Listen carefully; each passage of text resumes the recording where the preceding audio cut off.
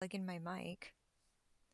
I think I've been talking to nothing, which is fine.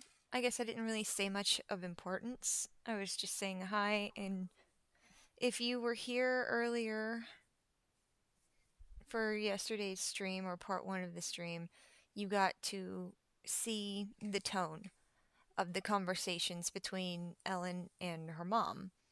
The roller coaster ride that Ellen would take her on with uh, seeming grateful, fawning her with compliments, and then lashing out at her, and then jumping over to superficial things like buy me this and do I look good that. And while I'm not trying to dismiss um, body issues and everyone's personal relationship with themselves, I'm just pointing out that Ellen goes hot, cold, hot, cold, hot, cold. And she switches to these subjects as though she wasn't just nagging her mother down, like in the instance where she's talking to Paula about having her help her set up a place to live, and Ellen is cussing at her about downloading a new browser and not being efficient enough for Ellen's taste, saying that it's going to cost her money if they have to hold her hand, and Paula's just going with it. She's complying. She's continuing to do everything Ellen asks, and at no point does she stop and say, I'm not doing another thing for you because you cuss me out when I help. There's none of that happening from what I've seen. There was an instance or two where Paula did request that Ellen stop attacking her like this, and Ellen just continued. She kept going. Um, and then she would follow that up later, a day or a week later, however many days it would take for Ellen to decide that she wanted to send her mom an Amazon link about something to buy. Either telling her mom to buy it for herself or buy it for Ellen. Just, it, it's hot, cold, hot, cold. Roller coaster. So, we're starting this one out today. We're mostly here for the audio because, as you can see, we're starting in 2016. This is the tone in 2016 from Ellen's main profile, the one that she would normally use to socialize, before she did her business profile stuff up. So I have not listened to this audio. I don't know what we're getting into. But there need to be trigger warnings for anybody going forward. There's going to be talk of abuse in many forms, domestic violence, children, SA, and I just got a message. Oh.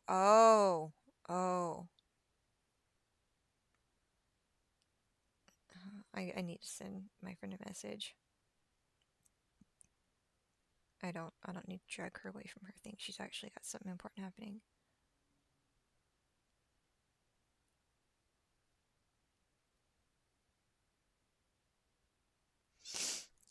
So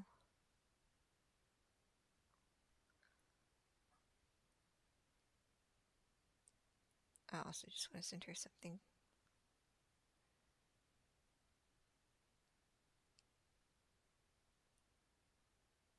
All right. Charge my phone. Notice the battery's low. I wanted to listen to the audio more because it says things about the tone in Ellen's voice that you can't get from text. Like you can actually tell if she's angry or joking or putting on that fake nervous laugh that she's got. But it starts in 2016. A lot of the conversations are more on the personal end because this is the personal account. And some of the instances of anger and lashing out are a little bit more spread out. Like on the other page, it was very consistent. I took something like 75 screenshots of conversation clips where Ellen was going off. I took more like 27 for this profile. If that gives you an idea on how much she utilized each profile for certain communication. So it seemed like when she was angry, she would lash out at her mom through her work profile more. And then here, it's a very mixed bag that spans from 2016 to 2023. So here we go. Let's listen to what Ellen had to say in 2016, and we'll get through finding the audio and see what's going on. But I would rather read the screenshots that I took because they're way more to the point, because there's so much in here. And a lot of it's personal. And I understand that everything in here is personal. We're trying to focus on the abuse, the manipulation, the tantrums, the things that Paula went through that created her home environment and emotional state of mind. If Ellen can believe that she is so affected by something that her mother went through when she was just a little kid, then why can't her mom be affected by something that Ellen is actively doing to her at that point in time?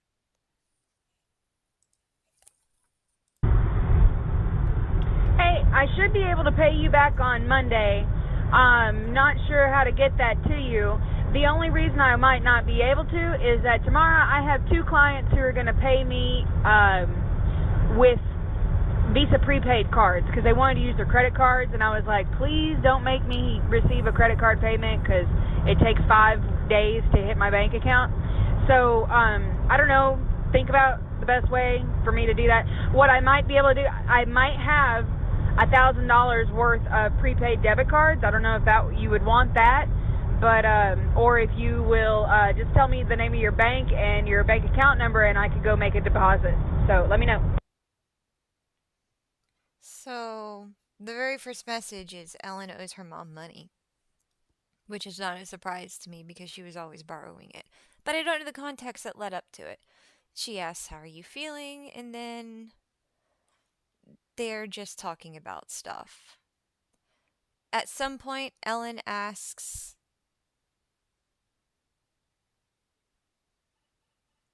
for a letter of recommendation to move into a place. Paula writes this as though Ellen is a tenant and not her child. This is how willing Paula is to help Ellen. "Sorry I missed your call. I teach school, so I keep my cell turned off most of the time. I hadn't checked your messages." Okay. It says, "I called Ellen, who sent me your email address.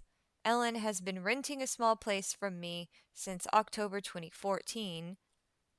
She has been a good person to have around. Her rent has been on time, and she has taken good care of things, even doing some painting at her expense, and it was a nice pale blue, not some crazy color that I will need to have painted over. She has been a good neighbor to others, feeding animals when folks are out of town. I think you will be satisfied with her if you choose to rent to her. I know she wants to resettle in Austin now that her mother no longer needs her nearby, and I will be fortunate to find someone as congenial to replace her, Paula Davis." And that's the old phone number. Don't call it. Okay? So Ellen is asking her mom to write as a landlord for a reference. And I have no idea how much, like, she doesn't. Anyway, there's there's holes. There's holes in that. But then she's got this one guy, and then Paula's old email, and then voice messages. We're going to be going to do turtle hunting, and they've got fireworks, so I'm going to buy the best pyrotechnics that they've got, and like we're going to have a dinner on the beach with a bonfire. So that just sounds like something she's doing with somebody that's not really in our focus. I got delayed in Laredo because the bus took off before. Alright, so none of that matters. I know that there's audio in here that's going to matter because we're going to get to conversations where I took screenshots. But I've got to try to like blitz through some of it. So in 2017, she's contacting her mom about her dad, his health. She's talking about it, talking about move, talking about personal things.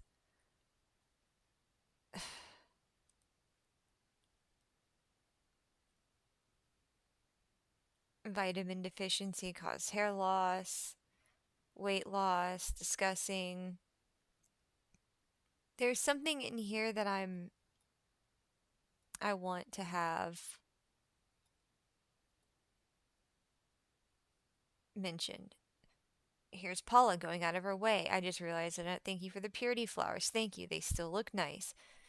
I just want everyone to recognize how kind and loving their exchanges seem to be, especially Paula. Like, I don't really know if Paula engages conversation here on Facebook. It seems like something she wouldn't do. She would email or. And then here. This is part of the adoption issue. The the people who had adopted her had Ellen blocked, and she's demanding from her mom information about this kid that she doesn't have the right to. But she's twisting her mom's arm with the emotions. Like she went from I'm not keeping this kid because I want a party to oh, well, now I'm sad about it, which is valid. You're allowed to be sad about something. Your emotions can evolve, you can change your mind. But I think the way that she flips it into a whole manipulation thing is though she didn't go into it completely wanting to be free. It's very ick. So, here we go. 2017. By the way, do you have business with Bank of America or am I forwarding junk mail? Ellen says, I have lots of business with Bank of America, 5 accounts. That is something that I wanted to scroll past to highlight for everybody because it relates to the whole issue with her bankruptcy. How she continues to utilize Bank of America as her credit card, preferred credit card scam. So she's got the most credit card debt with Bank of America. I think if you add everything together, and at this point, like, I really think they need to be notified that, hey, please don't do this to yourselves again. I mean, you should recognize her name by now. It should have a special flag by now. But then there's conversation.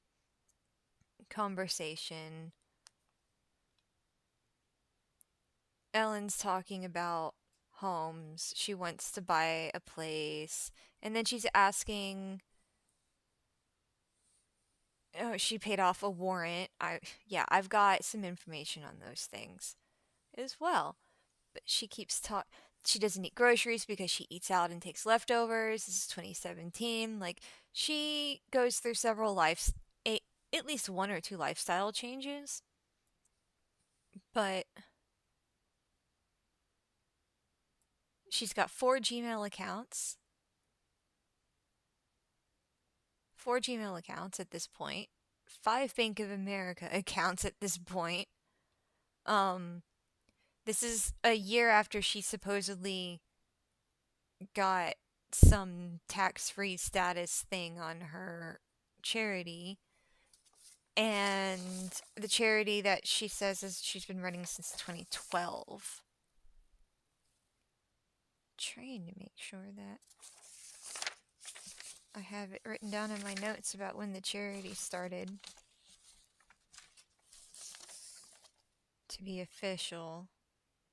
It's probably on the post-its. I am not looking for that. So, moving on.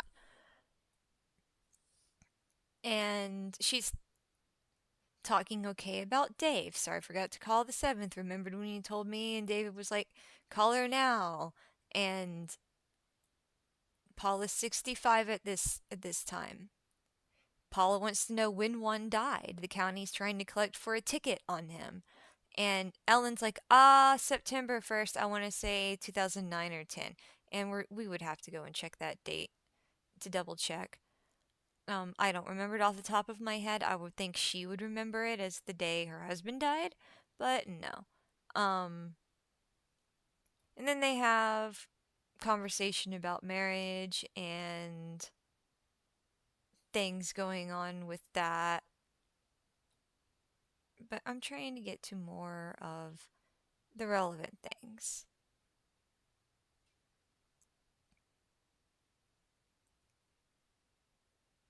So,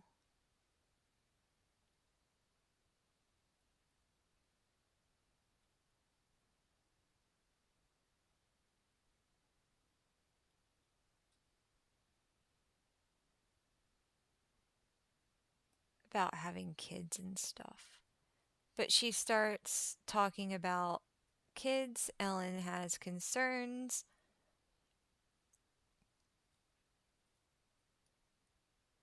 She doesn't want to make some mistakes. I get that. She keeps thinking she can't have a family until she does a whole list of things. And then at some point, it starts to turn. Ellen is saying I didn't come here just to love a few people. I came here to expose lots of people to my love. I'm afraid to mess up another child the way I got messed up. I mean, it took me 35 years to forgive you. That sucks. So as of 2017, Ellen is starting to bring this up in Facebook.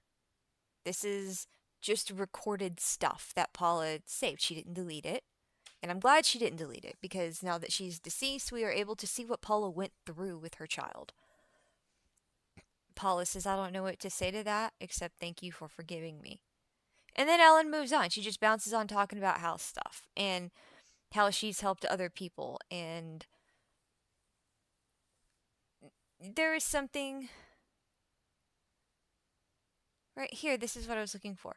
And then Ellen says, I wonder why I'm back in the States and God put me back with you so I could finally stop harboring bad feeling towards you. I think maybe this guy is here to show me it's safe to have a family, but it's real eternal internal struggle for me. I could pay a mortgage on a small house for him.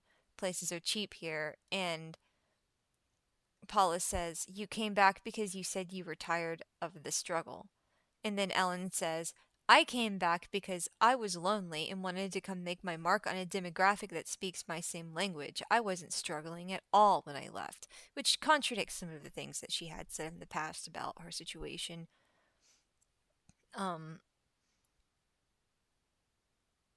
and then Paula says, I'm glad you came. I needed you in my life. Paula's happy and expressing happiness that her daughter's here. So Ellen's talking about how the universe made this happen. God wanted her to come. It never would have happened if that damn $10,000 hadn't remained frozen. But when I got there, I saw you needed me. And God specifically told me this when I was tripping balls. I said, well, this is fun, but I wanted a spiritual experience. And then it told me to forgive and love my mom. So Ellen's talking about doing drugs and forgiving her mom.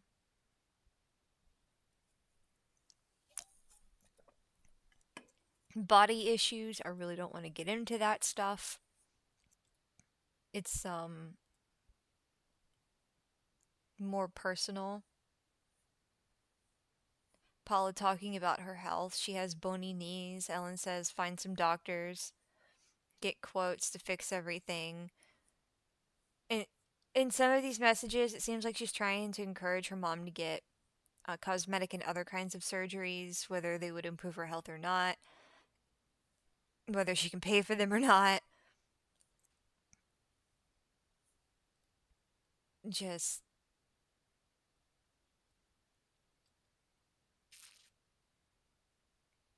my doctor stood by his work. Only you went to Columbia and you didn't get much tourism, just a medical as. Just talking about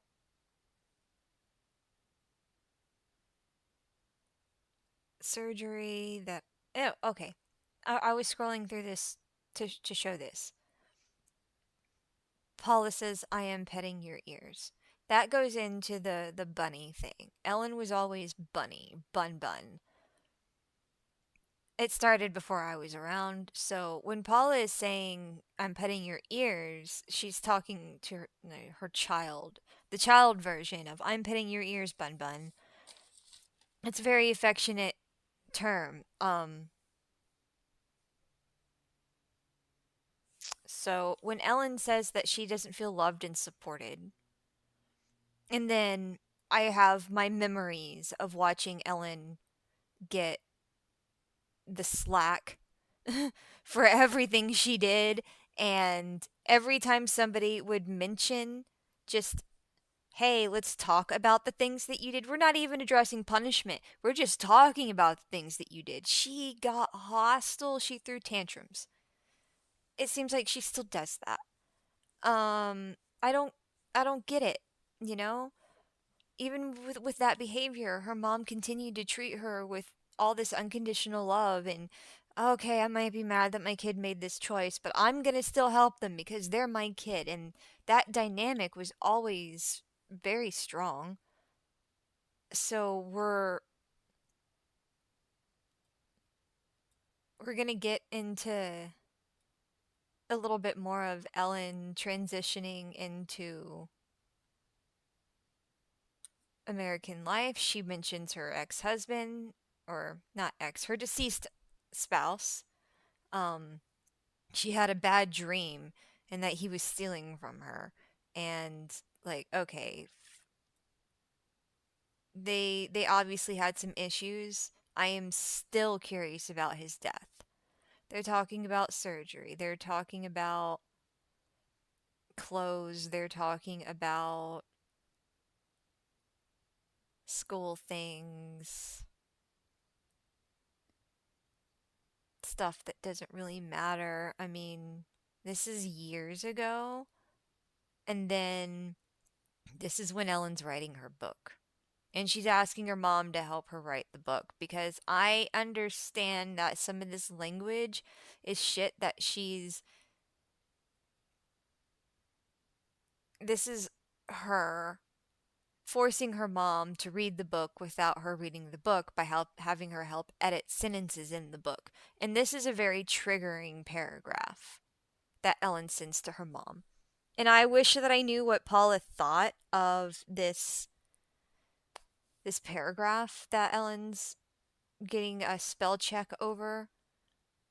You know, Word and Google Docs have a spell check feature. They do grammar checks. Anyway, if anybody needs to know that, you can grammar check without having to get people involved with something that you're writing that may be of personal and shocking content.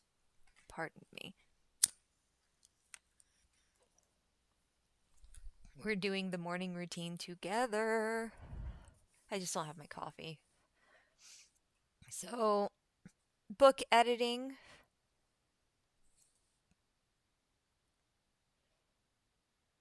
$40,000 miracle client.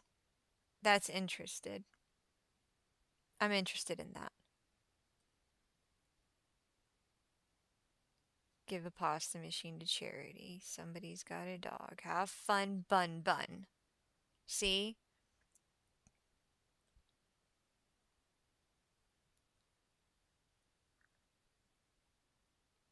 She calls her bun bun. She talks to her about what's going on in her life. She asks her questions. But it seems like Ellen, concerned for her child, do you have a washer and dryer? She asks. I think it's important to note all of this when we go into whatever happened to Ellen when she started to constantly, like relentlessly, emotionally abuse her mom when she was living there. So let's just keep going. I gotta find where it all begins with the audio stuff. Stuff going on in personal life. Like, I really get the impression that things were mostly okay between them. Like, there had been some gap in the tension between the divorce and 2019. But it started creeping in 2017. If it wasn't already there, like, from what I recognize, Ellen's hostilities always existed. But then it seems like after my dad wasn't in the country and Ellen wasn't in the country, and Paula started to have more one on one time with her instead of my dad being around for any of it, Ellen and Paula started to get along a lot better, or at least it appeared that way on the surface. But then when you talk to Paula, she had the trust issues, like I was mentioning yesterday. Since Ellen hit her for the first time in 2003, Ellen proved to her mom in that moment that it's happened once, it could happen again, and this is from an abuse survivor. So I think they're talking about purchasing vehicles, spending money. Um, I think all of this is interesting to read because she flaunts things about her finances sometimes, and then the way she talks to bankruptcy court, I feel like wow, she's really trying to host some people.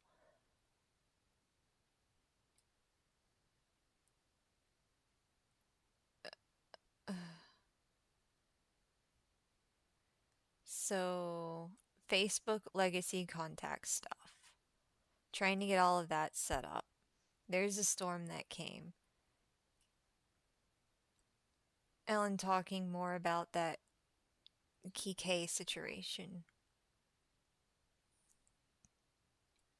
And then pictures of people that don't really need to be here. Do you have a steam iron? Thank you, Bunny. I love you.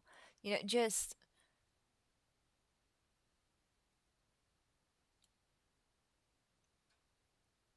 call me in the morning. 2017, it seems to be pretty consistently okay here.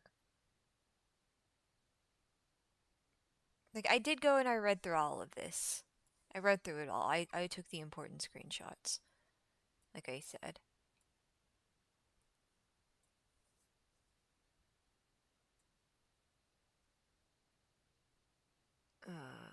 Talking about her crystals.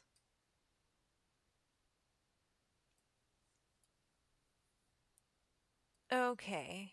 And then October 2017, the day after her birthday, Paula makes a post. The post is, I spent how much for the birthday dinner? 6 people, but it was good. And it was at a restaurant that I don't know what it is, but it's got a bunch of stars. So Paula makes that post. And then Ellen says, I would appreciate if you would take this down. I already feel guilty and displeased enough without airing the dirty laundry on social media. Yesterday was an absolutely shitty and expensive day. I can't stop simmering about how uncomfortable I felt the whole day, and I would really appreciate it if you would do me the graceful honor of not rubbing the bill into my face in social media. I'm sorry I listened to someone on selecting the restaurant. Golden Corral would have been better. Yesterday was full of waste. I had to waste $200 because Dad lost the alarm key. He nearly caused a head on collision, which escalated in the nearly getting us rear ended. So for a second, I was almost fully, totally fucked. And then I couldn't find my cell phone for it. Like, she's going on and on. And then I'm getting pretty fucked on this whole family reunion, which is full of thick energy from people bitching and complaining and exasperating at already stressful situations. I did not intend to be the catalyst that would unite a bunch of people who only love me enough to vent and grumble. I'm not shaking off time from work to be discharged onto. I'm not trying to feel resentful, and I'd appreciate your cooperation. pretty please with sugar on top. I'm already fighting being pissed off that you cannonballed into the bed and woke me up instead of sneaking in considerately. So, like, this is Ellen just lashed out at her mom. She had a bad day, and her mom posted about how much something cost. And you don't need to rub the veil in my face. Okay. Paula takes it down, and she tries to comfort her with, I'm sorry your dad couldn't fix your car, and okay.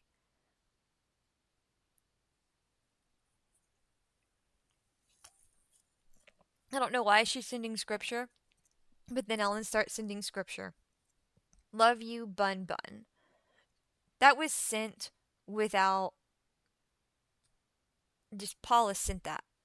February 2018, just out of the blue, love you, Bun Bun. And then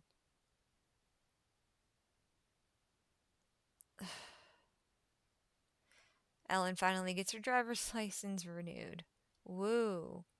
I have some information on some driver's license. And then they're talking about the earlier years and thoughts about marriage, which her discussion about marriage goes back and forth between I talked him into getting married to I didn't want to get married. I don't think we needed marriage. Like, it's flippity floppity. But we can see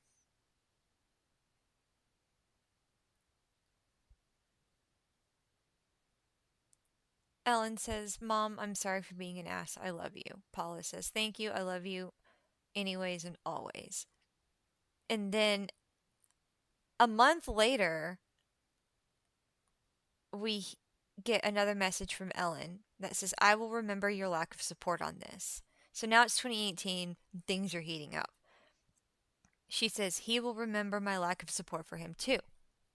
This is about Dave.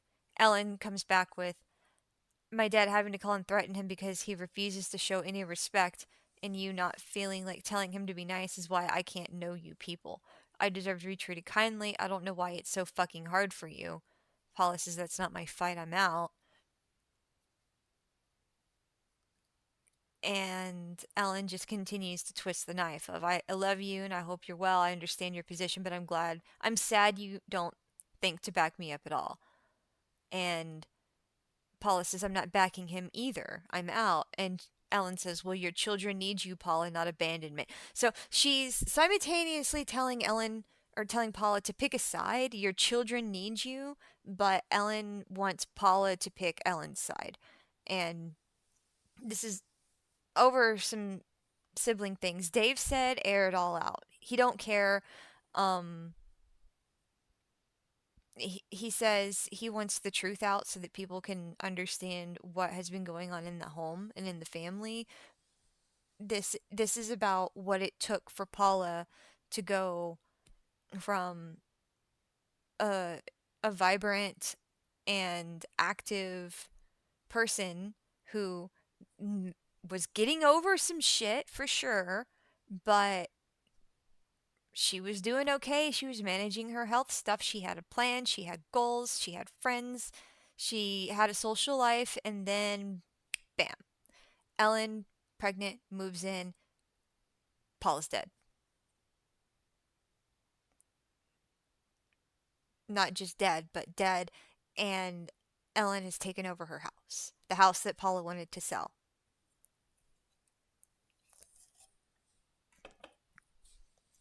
So Ellen's here complaining to Paula about Dave. Now, I am not going to say that I know anything that happened between Ellen and Dave before our parents got married, but Ellen is just going off about the family, focusing on Dave. I don't know what started the argument, but this is how Ellen is talking to the family about the said argument and the family. You need to tell your son to stop verbally abusing my dad. He is absolutely painting himself into the corner of going back to prison by insisting he can leverage some kind of power over us to control us. And the fact that you condone his verbal abuse, excuse me, by not telling him to behave is bad parenting, frankly. He assault and battered me 7 years ago. He assaulted Dad 3 years ago. He assaulted Michael a year ago. He assaulted someone else, messed up her hand, and before she left, she insisted he take anger management. Yet he acts like I'm the only person he has a problem with. He also did a fucking woo woo at 17. I don't even know if that's true. That's alleged. Like, that's weird. So, you know, him trying to beat us into silence and submission as if we're gangsters is bullshit. In the mafia, if you go hurting women and children, they come give you an ass whipping. Well, Ellen, if you go hurting women and children, does this apply to women hurting other women and their own children? Because when you beat your mom up, do you follow the logic? Moving on. Him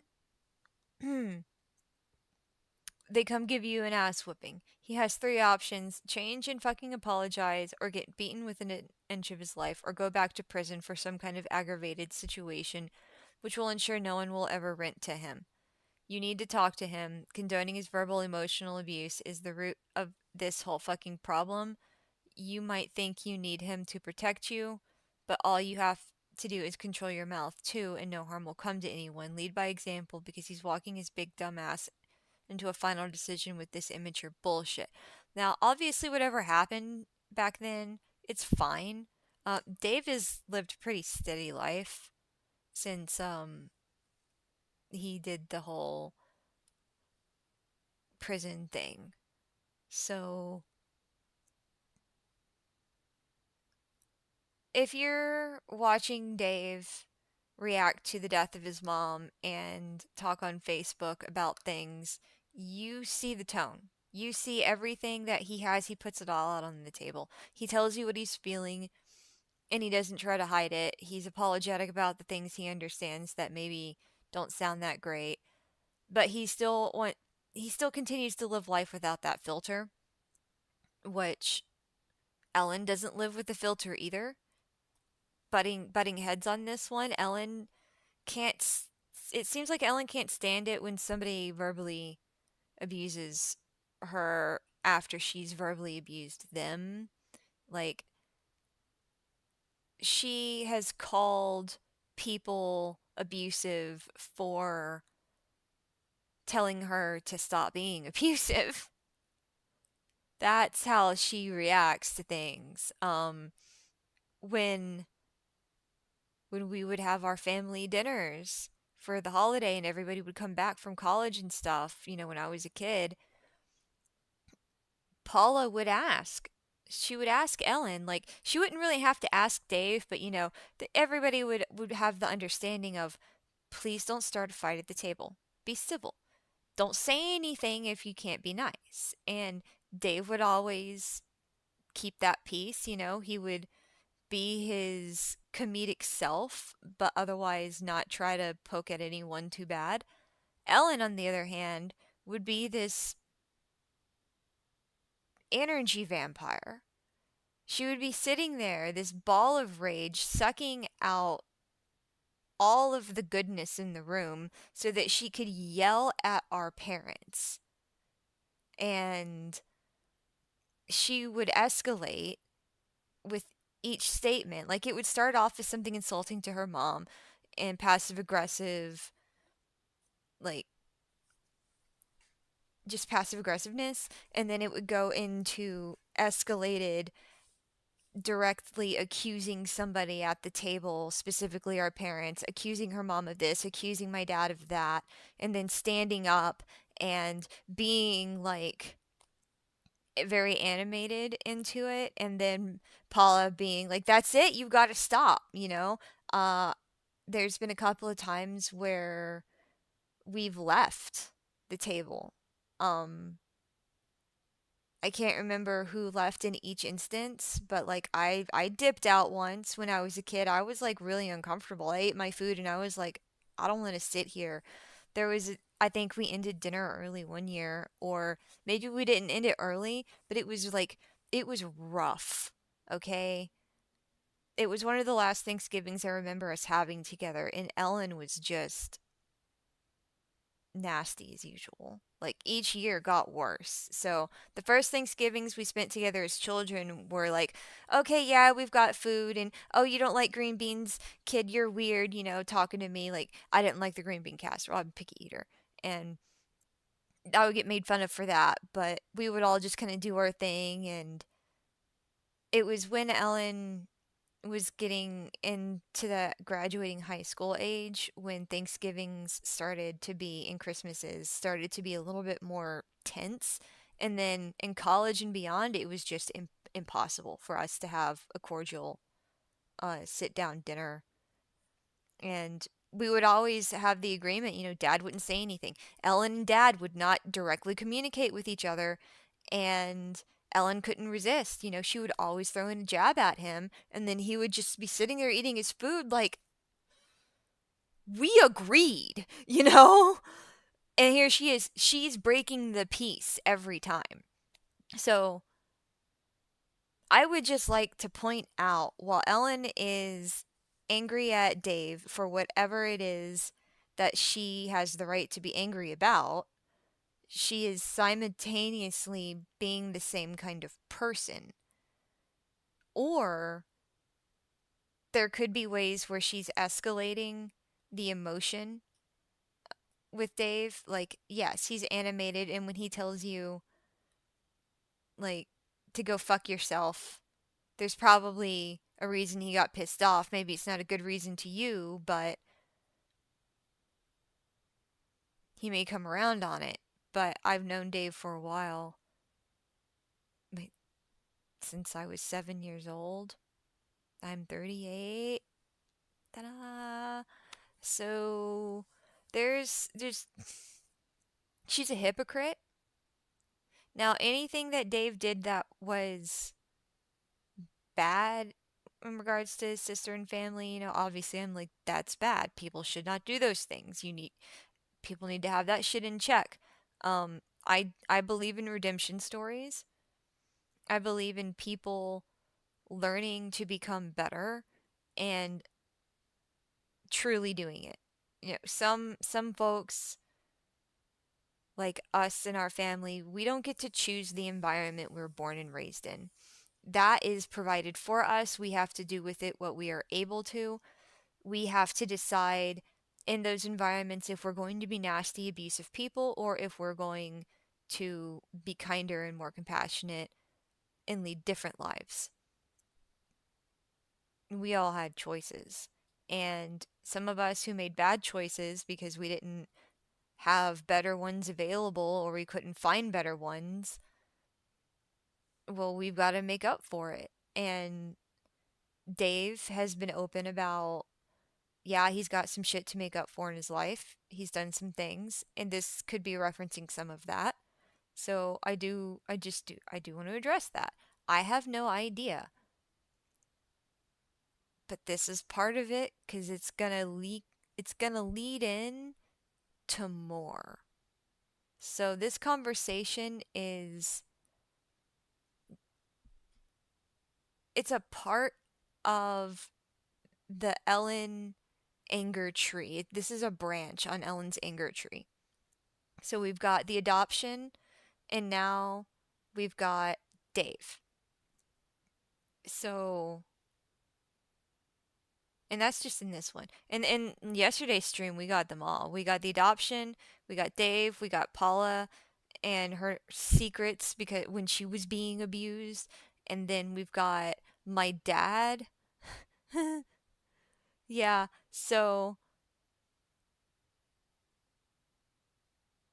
that's definitely four different excuses for Ellen to say my behavior and my choices were not my own. They were because of you. You made me do this, and if you hadn't done that, then I wouldn't have felt this way. And it's like telling your mom that if she had been more open about her abuse when she was being abused to like a kid that's around elementary school age or younger, That's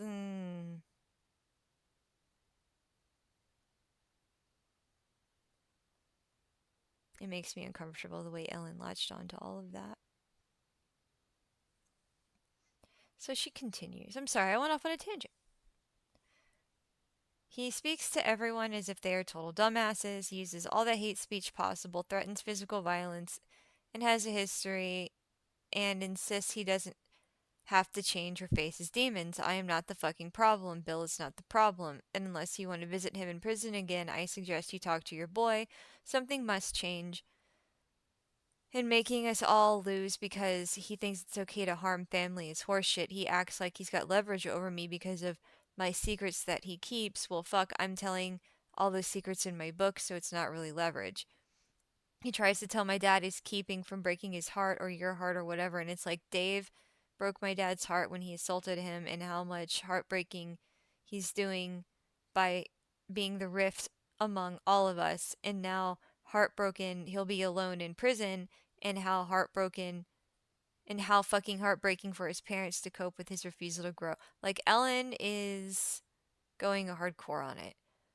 She says he acts like his responsibilities of being a good person are to be rewarded by tripping over ourselves in gratitude, yet how the fuck am I supposed to show gratitude to someone abusing me?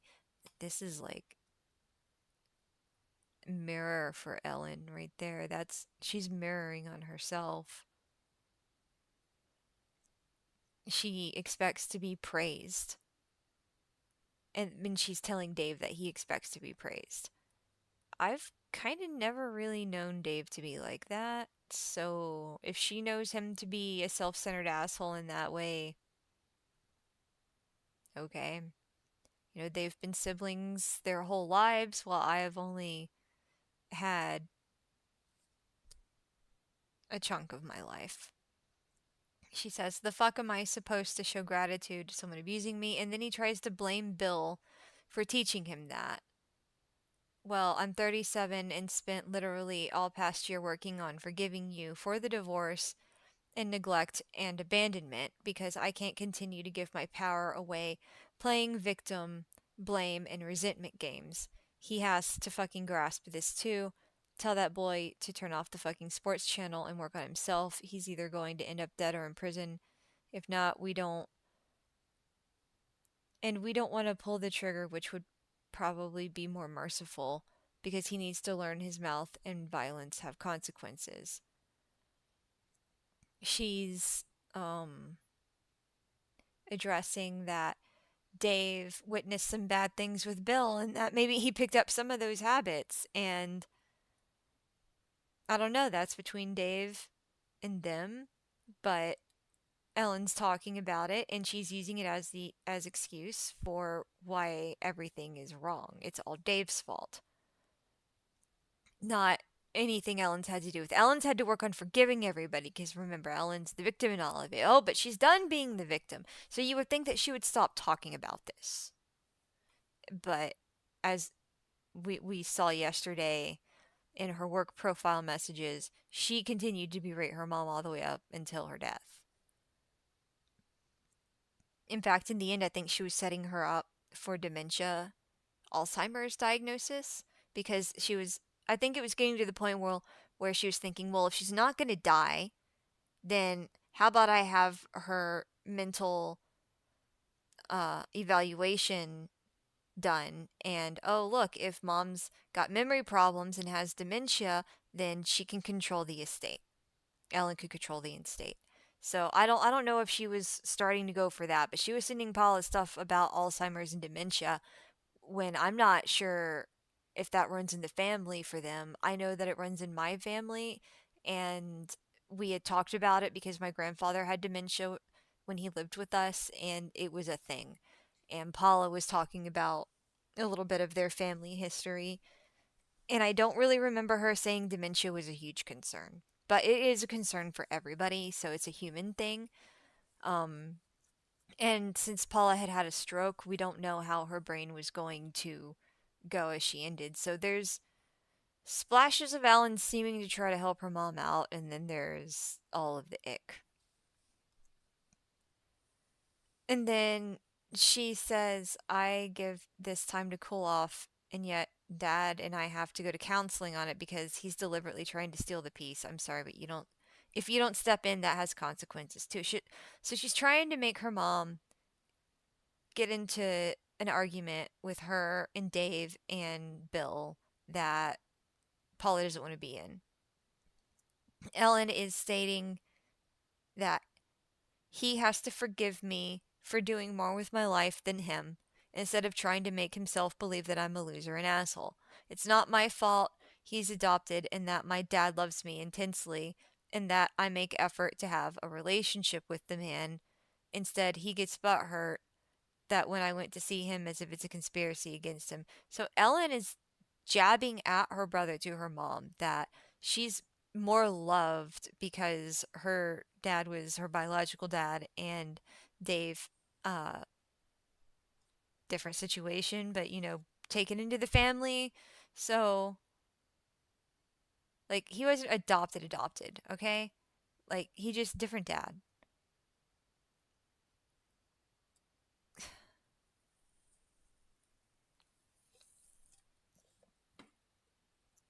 She says, I found a way to visit for less than $200 with minimal effort.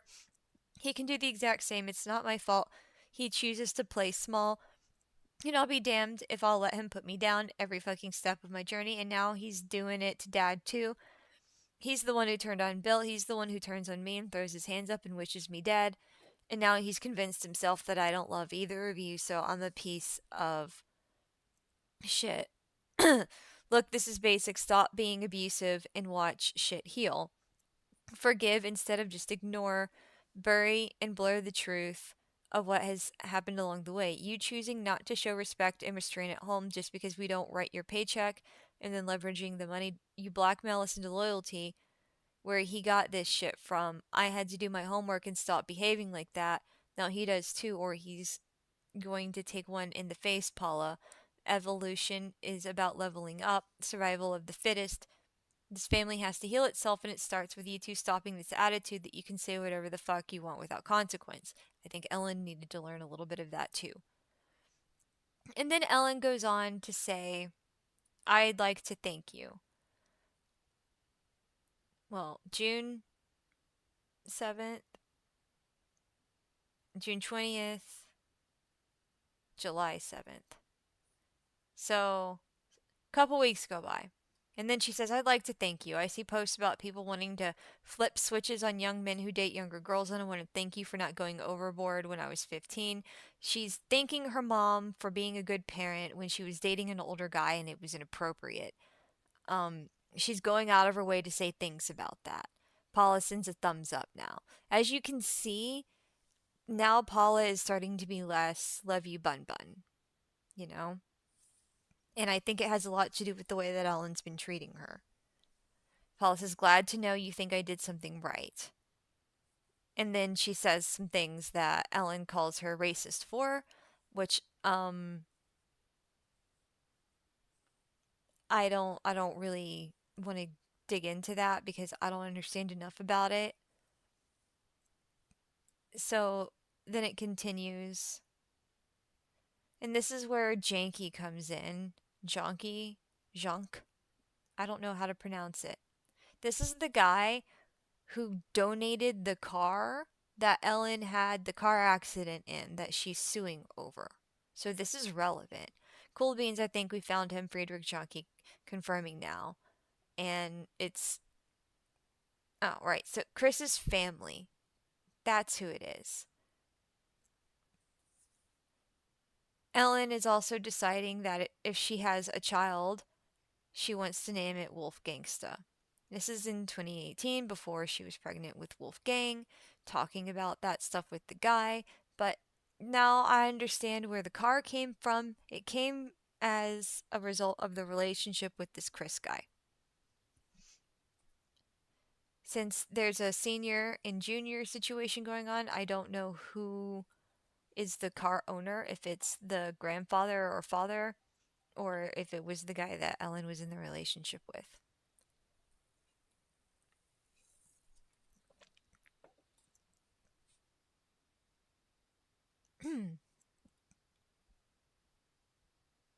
And then Ellen says, "Don't be rude to people on my page. It's a highly respected teacher of mine." And then Ellen says, "I hope you told that person not to call me ignorant." And then Ellen says, "Ignorant is not saying stupid." And then they're going back and forth over what Paula's allowed to say and what ignorant is.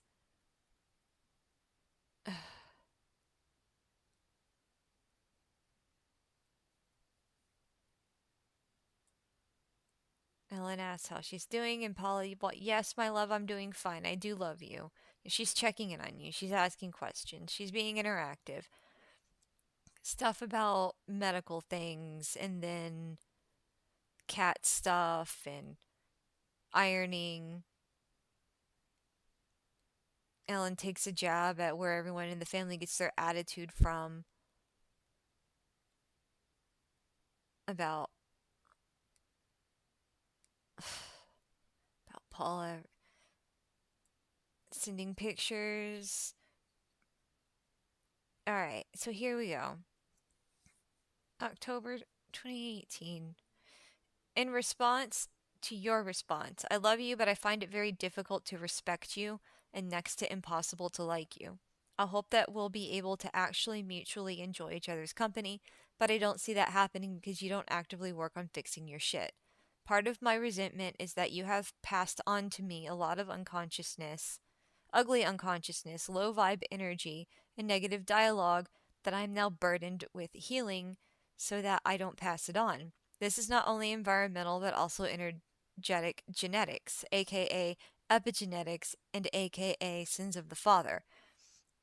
I would love nothing more than the fruition of a dream in which grandma and grandpa are close and able to babysit. But if you refuse to correct and work out the beliefs, emotions, habits that cause harm, then no one gets to play because we're all too sick. Do you see? Ellen's telling Paula that everyone in the family is going to be sick if Paula doesn't change, I think is what she's saying. Oh, Mira's dreaming. It's adorable. She's clicking her mouth. Oh, yeah. You eat that imaginary critter that you caught in your dream. Or maybe it's a giant bowl of your favorite food. Nom nom nom. Okay, so I actually needed that break for a second. Um, Paula or Ellen continues to say to her mom, who hasn't responded to any of this, that saying, if mama ain't happy, ain't nobody happy. Science had finally proven that shit's real because of the energetics. We're connected like those huge mycelium mushroom forests, or like coral. The coral is just one big, huge organism. If you're the master node sharing your heart space and you don't actually repent, feel remorse, and commit to actually changing your behavior, then it affects the rest of the organism. So she's blaming Paula for everyone else's problems. Uh, I don't really deeply believe that you love me. My broken inner child can remember God's real, true love, mercy, kindness, forgiveness. And when she looks at how snake tongued you are and how quick you are to point a pew pew at people, she doesn't believe you deserve her love or light. I understand what some of these references are. Um, but calling her snake tongued, like, were we not just reading the friendship between these two? And then now here we are a year later, and Ellen is all angry. She says, I pay attention to Dad because he's humble enough to work on himself so I can help and get through, but you're a wall of narcissism that acts like it doesn't give a shit about how you impact people. You and David, in that broken place in me, believe that I don't really love you. The truth is, I love you to bits, but your shit stinks and you're pretending that it doesn't, results in isolation, which, by the way, is ego's number one mechanism of control. Ego says they don't love me because it's so much easier to play victim and innocence rather than saying, hey, I fucked up, I make mistakes, how can I do differently? Well, you know what? We're not victims and we should be held accountable. So here I am trying to hold myself accountable for the shitty voice in my head who sounds like my fork tongued mother who doesn't give a fuck and refuses to step up as a loving individual. And she keeps going. I'd love you more if you loved better. I'd resent you less if it felt safe to have kids and I could know it's safe to leave them with you. But instead, I'm having to transmute all this impatience, rudeness, addictive, unsympathetic, narcissistic shit by myself, and you're the one who infected me in the first place. Don't you get it? We haven't earned the right to procreate because we're a little too fucked up until we all do our work to be more loving and kind, watch what we say, and willing to adjust our behavior. Take better care of our nutrition and what we feed ourselves with. We don't get to pass on the best parts of ourselves. You've been a teacher a long time. Well, what ideas do you have on how you plan to remain a contributing, cooperative member of the collective? And I'm sorry, but killing all the Obama supporters, etc., just makes you a pawn in the devil's game for souls. Man, that's right. Paula really hated Democrats. I don't do political parties. I have my own opinions that aren't for here. And then Ellen keeps going. I'd love you more if you were making my job of ascending your ass to heaven any easier. This one sentence, Ellen is emotionally berating and manipulating her mom and putting it on her that Ellen has a burden to save her. This is how Ellen was treating her mom before she moved in. And it's awful. And then Ellen says, "That said, I know I owe you a lot of real apologies. I've trespassed against you financially. I did that."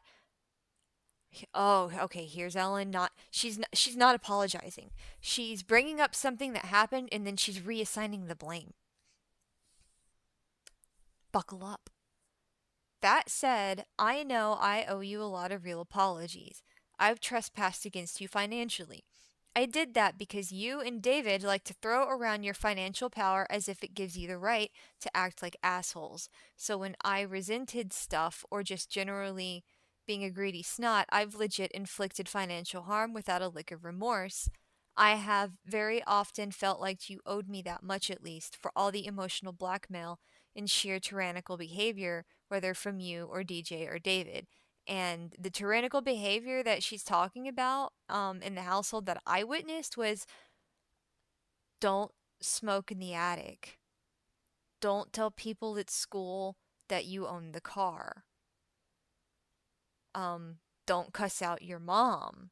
Uh, don't hit the little kid. Um, don't sneak out of the house in the middle of the night and go do drugs. Maybe since you're a teenager and you don't need to be like jumping out of the window or slipping out the door when everyone's asleep, don't do that because something could happen. And oh, look, one of the nights Ellen was sneaking out of the house going to parties, her mom had a fucking stroke and she wasn't there. So the tyrannical regime was graduate high school and don't fuck shit up. We were given a lot of freedom in that house. We were given, like, I was just gone a lot. Nobody cared. Ellen, she was always busy with something. She always had something to do. And if I was stuck around her, she was making art or she was working on her hair or she was doing something. She had things. And then she became like she started stealing money from us. And here she's unapologetic about it. She's apologizing, but she's saying the reason she hurt us is because her older brother and her mom like to throw around financial power. Like, I don't know what it means, throw around financial power. I remember Ellen getting financially bailed out of stuff that Ellen would get herself into and get us into By the way, she still owes me $130. That was my birthday and Christmas money that I had saved up and stashed in the bank of dad. My dad got me a checkbook and he would put my money in a safe deposit box, and I was learning how to write checks and do the banking system when I was like 10 years old.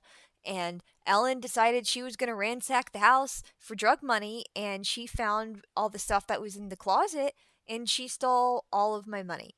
And I quit keeping my money in the house, and I would take it to school. And then somebody actually grabbed my purse and threw it out the window on a bus because I was a small scrawny kid that people like to make fun of. So, yeah, she owes me $130, and then I would also like to add on to that the I think it was $40 that was in my purse that got thrown out of the window. I was devastated because it it was hard growing up in a house without an allowance, and the only finances that I would receive were birthday and holidays. So,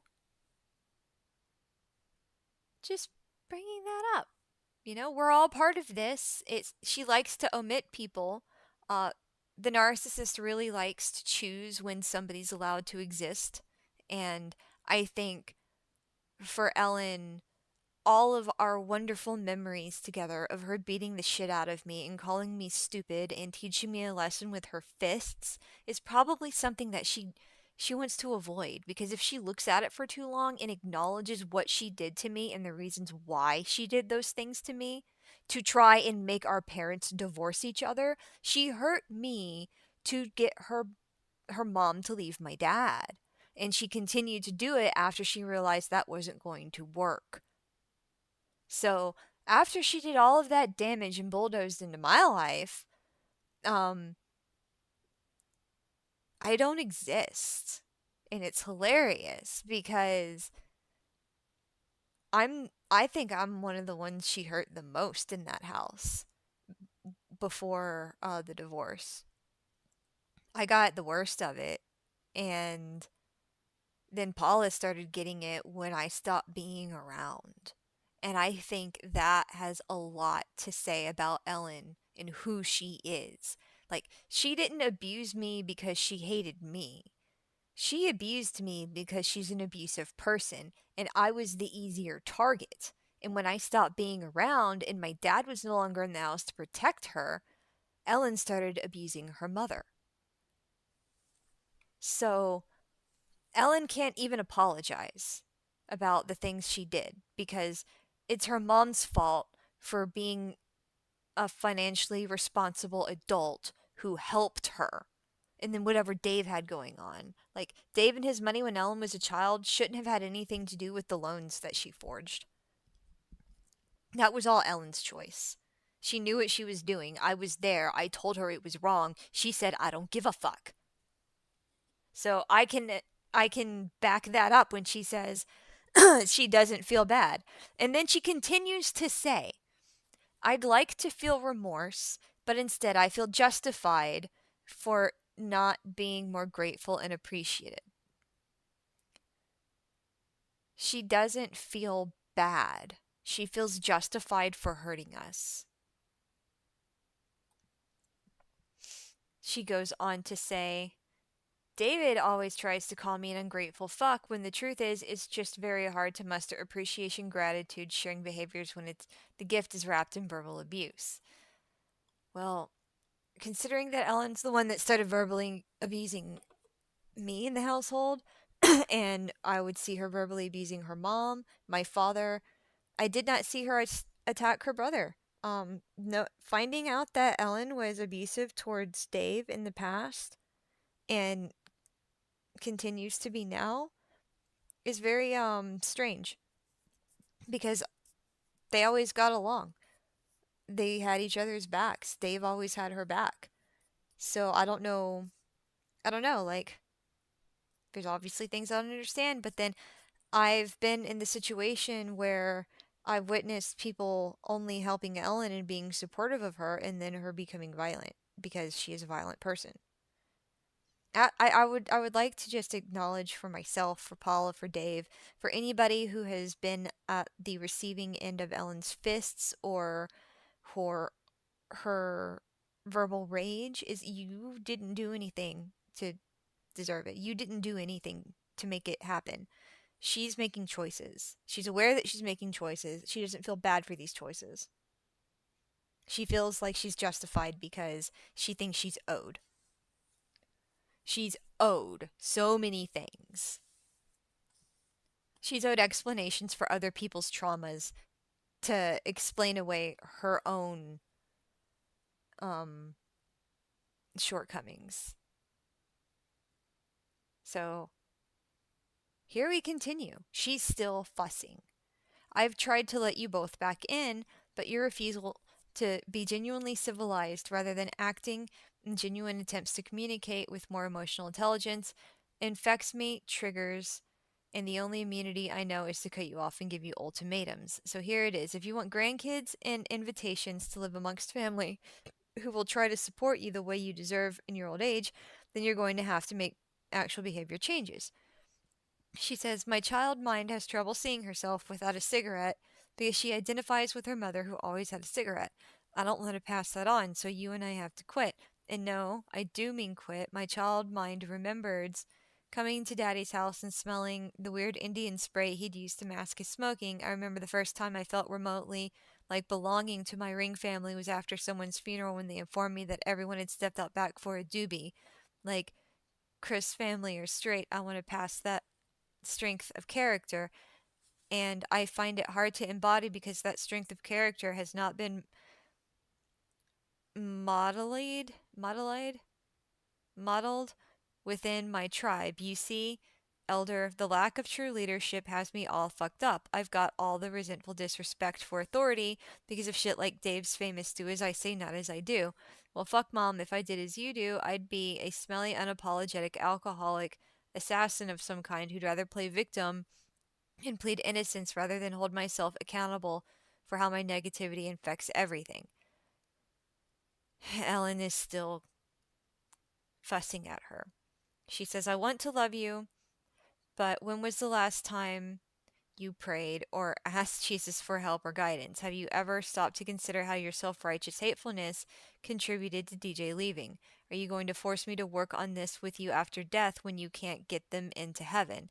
Because honestly, I fear for your soul, David's too, but y'all insist on angry self righteous indignation rather than addressing the hurt, unhealed wounds underneath. So now Ellen is putting the burden on herself to get Dave into heaven. And it's Paula's fault. And she's like, whatever happened in the marriage that ended it, um Ellen doesn't have the right to say that to her. She wasn't there. I was when dad emailed or called or notified Paula that he was wanting a divorce. Ellen was in Panama, and I was the one who sat there and held her mom while she cried.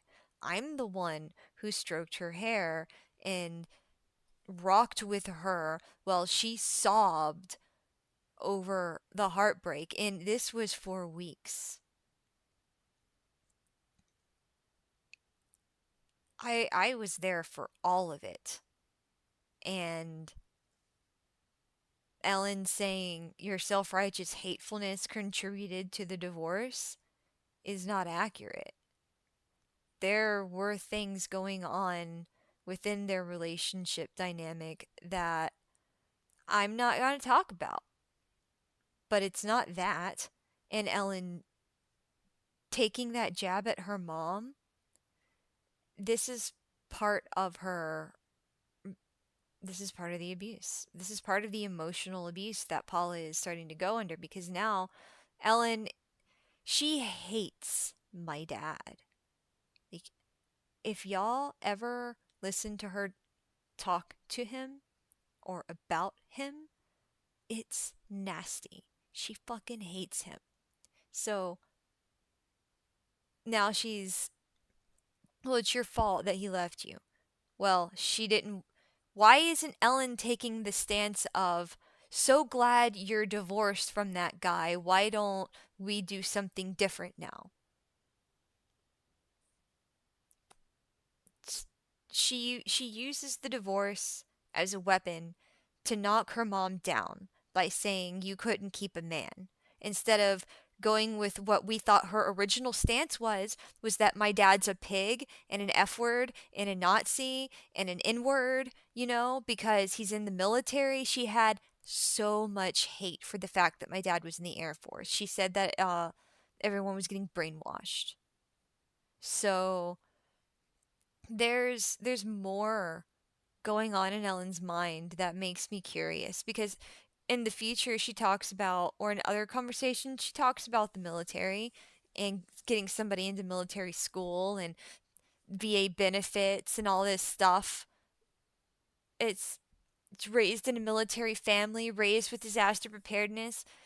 She wants to claim these things without being accurate about how she was exposed to them.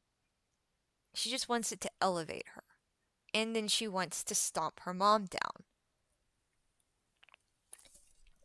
Like, why can't she be compassionate about the divorce? Especially when she wanted them to divorce.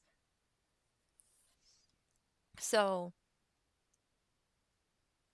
and then she told her guy, yes, I hold grudges. I don't know how to forgive. And at the same time, I hold you accountable for overstepping my boundaries. And that's because I have trouble holding myself accountable for healthy boundaries. I don't know how to really truly forgive someone who refuses to change their behavior. Bottom line, we don't get into heaven by hating people, and if you're just going to resign yourself to accept that, then you're not the woman I used to admire and look up to. And then she says, I'm sorry, I don't know how to forgive you better. I'm trying my best, but that revengery, unforgiving place in me that came from you requires both our mutual efforts. And then she continues after more no response. Plus, God and Jesus and Mother Mary and a team of volunteer angels, this is obviously not something we can resolve on our own. And then she continues, we came here to learn, evolve, and grow. You're going to find that as your economic power diminishes, you'll be required to increase your lovingness and willingness to cooperate to compensate from independence to interdependence. If we all do that homework, we'll develop the strength of character that gets rewarded with greater abundance. But we all have to heal our inner asshole before we get to level up. So Ellen's really gone off on her mom, saying that she needs to better herself, while Ellen is saying, it's it's a roller coaster. And then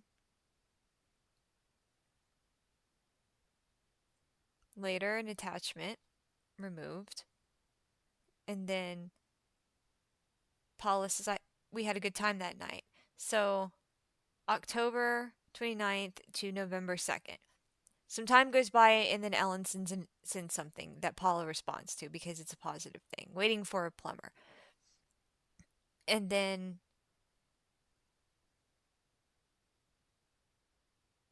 voice.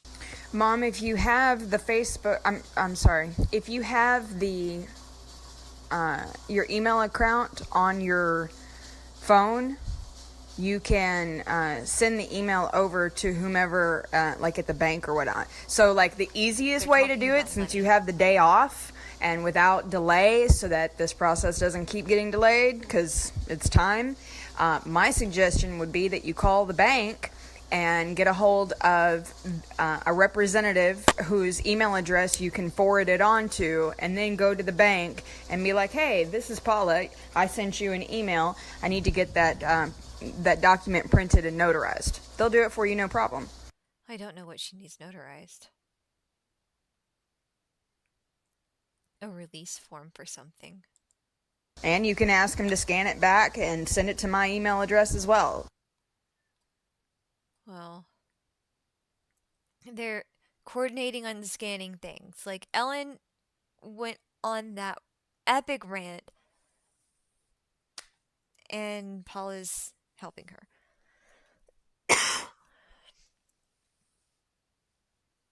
And Ellen's talking about living situations. And Ellen is saying that she wants things from the house now. This is before she moved in. Hi, Mom. I wanted to request that eagle above the bed again, as well as the black opal ring. I'd appreciate if you would send it to me to the address where nobody is going to contact them. Nobody's going to contact them. And then Ellen she wants things. And then January of 2019. Hey, lovies. So yeah, got hacked again. Felt them coming. Warned y'all danced with the demon up. See, this doesn't make any sense. She got hacked and she posted a weird message. She says, laziness will be exploited. Do you want to be exploited? Hope not. I need a forensic network developer. Any leads? Like,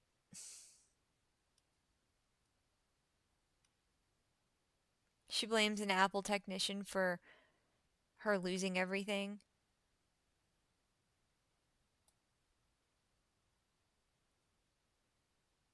Ellen's got health issues. They're talking about it, insurance and stuff. Somebody needs surgery.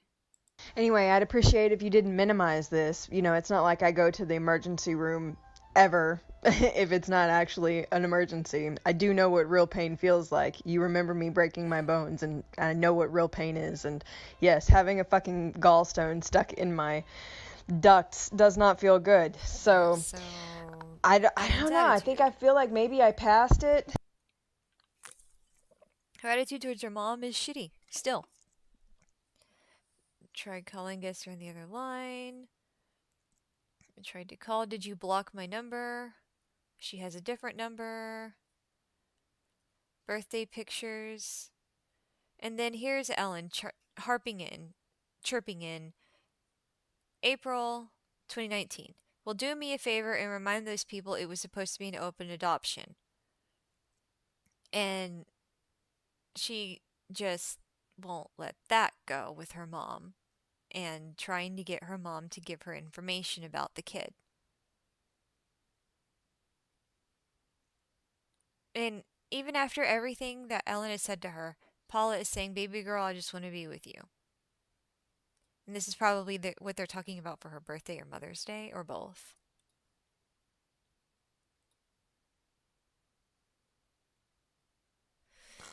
Excuse me.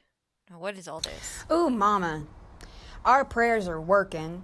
I just got off the phone with the technical people who are going to help me get this ball down the field really fast because they've already got all the systems built up and they have the team to do it all the things that I've been wanting to do that were going to take me a long time of hand holding. I get to offload all of that problem off over to them. We're going to work together, and the whole idea of what I'm trying to build out on that grander scale that I really can't do just by myself. Like, I found my partners on my technical side to help it get all done, and they're really excited about my marketing plan. They completely understand. We're all on the same page, and that's just super amazing. So she's discussing business with Paula. Chris and I had our phone call with the seed capital people, and so he's qualified for the money that we needed to get my credit down, and that's going to help us lift it off to get the money that we need to get rolling with things. So it's like, yay, we get to get rolling. And I'm really happy too, because since I get not having to hustle bringing in inbound money from the healing business. So I've given some extra time that I get not having to hustle bringing in inbound money from the healing business. I believe that was her trying to correctly say what she wanted to say without saying what was actually the healing business. If you've been watching the past streams, that healing business is Ellen's adult work. If you catch my drift, not safe for work adult things. she used that to make money, which, yeah. So she's trying not to say to her mom her adult work business money. She called it healing money. She seriously caught herself, and you could hear the cogs turning while she was trying to find the right thing to say. So I've given myself the time and space to get things developed out the way that I need for this next month, and I'm just really excited. Like, this has been such a major shift in energy and flow compared to how I felt last week being really stuck. The people that I'm working with currently have a list of 40,000 cash buyers and investors. That group of people, we might be able to give your property to them without you having to pay the realtor. I might be able to save you that 3%. You would need to unsign that contract for the realtor, which is certainly within your right to do. And what it means is I can take the property information and your photos and such, they'll blast it out to those 40,000 buyers. When they did this with another company just a couple weeks ago, it sold in one day. So now, because yours is, you're trying to sell it for a retail price, I don't know if it'll go that quickly, but I do surmise that there is a possibility of that. So I would say maybe consider letting me see if I can get this done for you and say, No. Then go over and give it to your realtor. But like, that group already has 40,000 buyers that they can blast to. I am getting another 5,000 leads that they are doing the skip tracing for me, and so she's talking about I can do that 5,000 a month. So the first leads that I started out with, I did that with you in mind. So the buyers in your Valley area who have been cash buyers in the past, like, that'll be the very first group of people that these things get that done for you. If not, then go do it for the realtor. So that way the person The only reason why I had any doubt was because of the time that it was going to take me to build the system. Right? They've already built the system. They're already so that they can do the work for you, are going to be able to, help me with their tech support team. Right? So I don't want to sit there. So bottom line, instead of spending 3% to your realtor, it's going to cost $50 to put that blast out. See if there are any bites at your retail price that you're. Because Paula did list the house at one time, and then she took it off the market. They're talking about home value.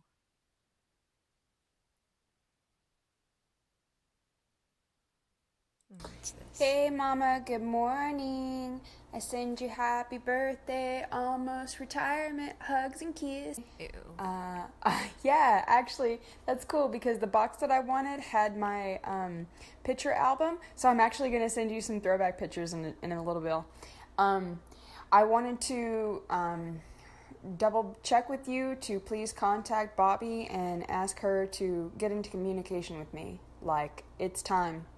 And at the very least, I want to access the high resolution pictures from her prom so I can make her some nice pictures, because we can do better than that. She's trying to invade into also the kids. I was calling you to ask that you please pick up a regimen of praying for me.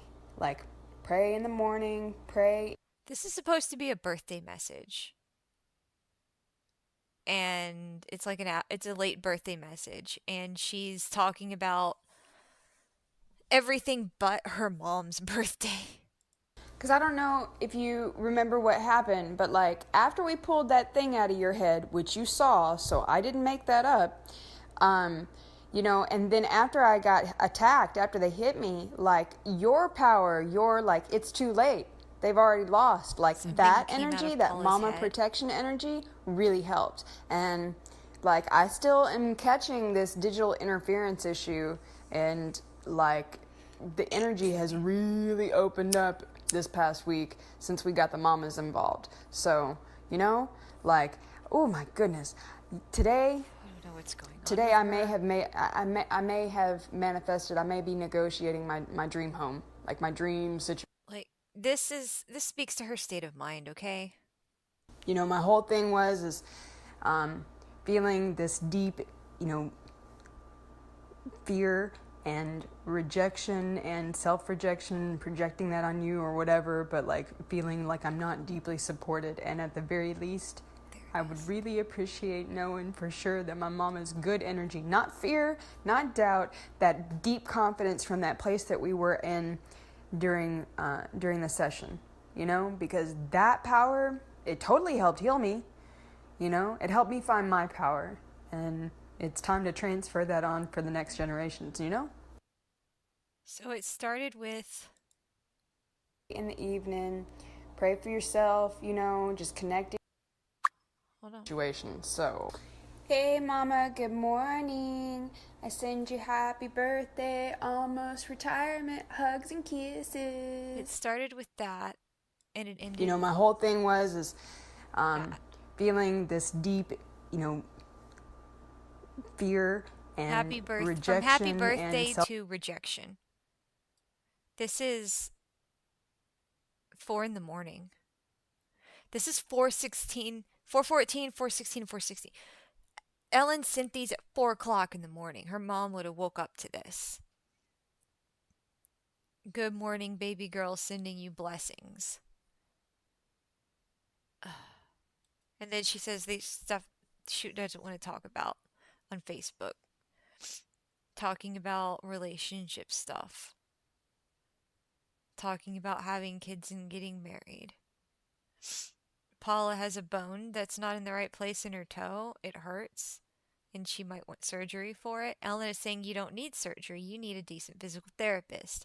So Ellen is putting her opinion over Paula's medical situation. I mean, she probably does need surgery for, but what does Ellen say about it? I don't know how many times I have to say this, or how many fucking degrees on the wall you think somebody needs to have. It's retarded that nobody has looked at your other foot.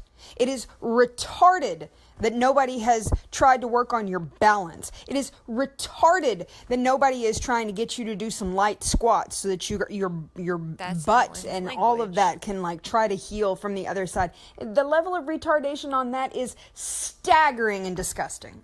Absolutely fucking disgusting. And that is why I am not a regular doctor, ma'am, because it's fucking retarded. The level of effort that I had to put into to get my doctors to sign off for my physical therapy to include my entire skeleton, that fucking took me 2 months and like 6 visits to get them to do what was necessary. And then once they finally did what was necessary, and it didn't even take 2 months for me to straighten out my whole stuff. Sorry about that. That's just me talking about me. She makes me anxious. You need to have your feet manipulated. You need to be manipulating your feet. You don't know. You're giving away your power to some idiot who only looked at one foot. It's retarded. It's absolute retardation. So Ellen doesn't know what she's talking about while she's going off. Paula follows up to say that the doctor knew his stuff. The doctor did look at her other foot.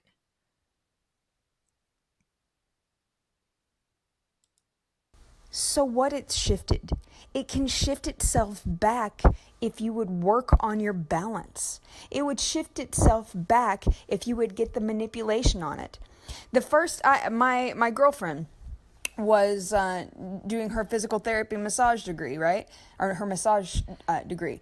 And it was the first time anybody had pulled my toes all the way down. And it hurt at first. But now I can do it just fine, no problem. And that only took 4 months to solve. But it took every month going back and getting like some stuff that hurt, and then every single week following up on some stuff, and my toes don't even remotely act the same way anymore. Why? Because of consistency. If you're going to wait on somebody else to, I mean, for you to even get the physical therapist to look at, or the specialist to look at the other foot, your primary care physician has to say that. So you have to start asking the right questions. So she's berating her mom about her medical stuff. And then she goes on to say, "This is why I don't like dealing with you. Hearing, listening, and doing are all different things. Take action so I can respect you more. You can't have a good another 20, 30 years if you refuse to do for yourself. How are you going to respond quickly to a grandbaby emergency if you can't walk because you can't work on your own feet? I had to quit smoking and eating cheesecake because my body said no more leniency." And Paula is like, "Okay, I said I hear you. I have worked on my feet every night. Need to sleep soon. Don't want to feel upset with you." And Ellen continues. She just keeps sending messages. "Good. Well, then say that so I know it's not in one ear and out the other." And Paula's like, "I told you twice. I hear you." Ellen continues. "Remember to exhale when it hurts. Love you. Pull the toe. I hear you does not equal. I worked on it every night." But Paula had literally said she works on it every night. So this is just Ellen continuing to keep her engaged while Ellen attacks, is what I'm getting.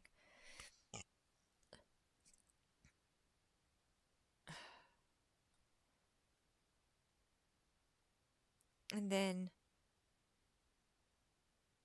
Paula says, "My human failing is that I lack tact. I equate it to being next to lying. I have always said what I think with an economy of words. That rubs a lot of people the wrong way. And you know what? I do not want to change that." So that is something about Paula historically accurate. She says what's on her mind, whether it's appropriate or not for the situation, because it's what's on her mind. A bit like Dave. So Ellen says, you stepped acting like your words don't have impact after I said the boob cancer was because of your behavior. You got more compassionate, and I think, think before you speak now. You fear dying alone enough to try to be civil. I feel like tact does not equal lying, it equals caring about how you impact people." And Paula says, "No, after what I've been through, I realize that ultimately we all die alone." Ellen says, "Change your belief. The ones who don't have God die alone."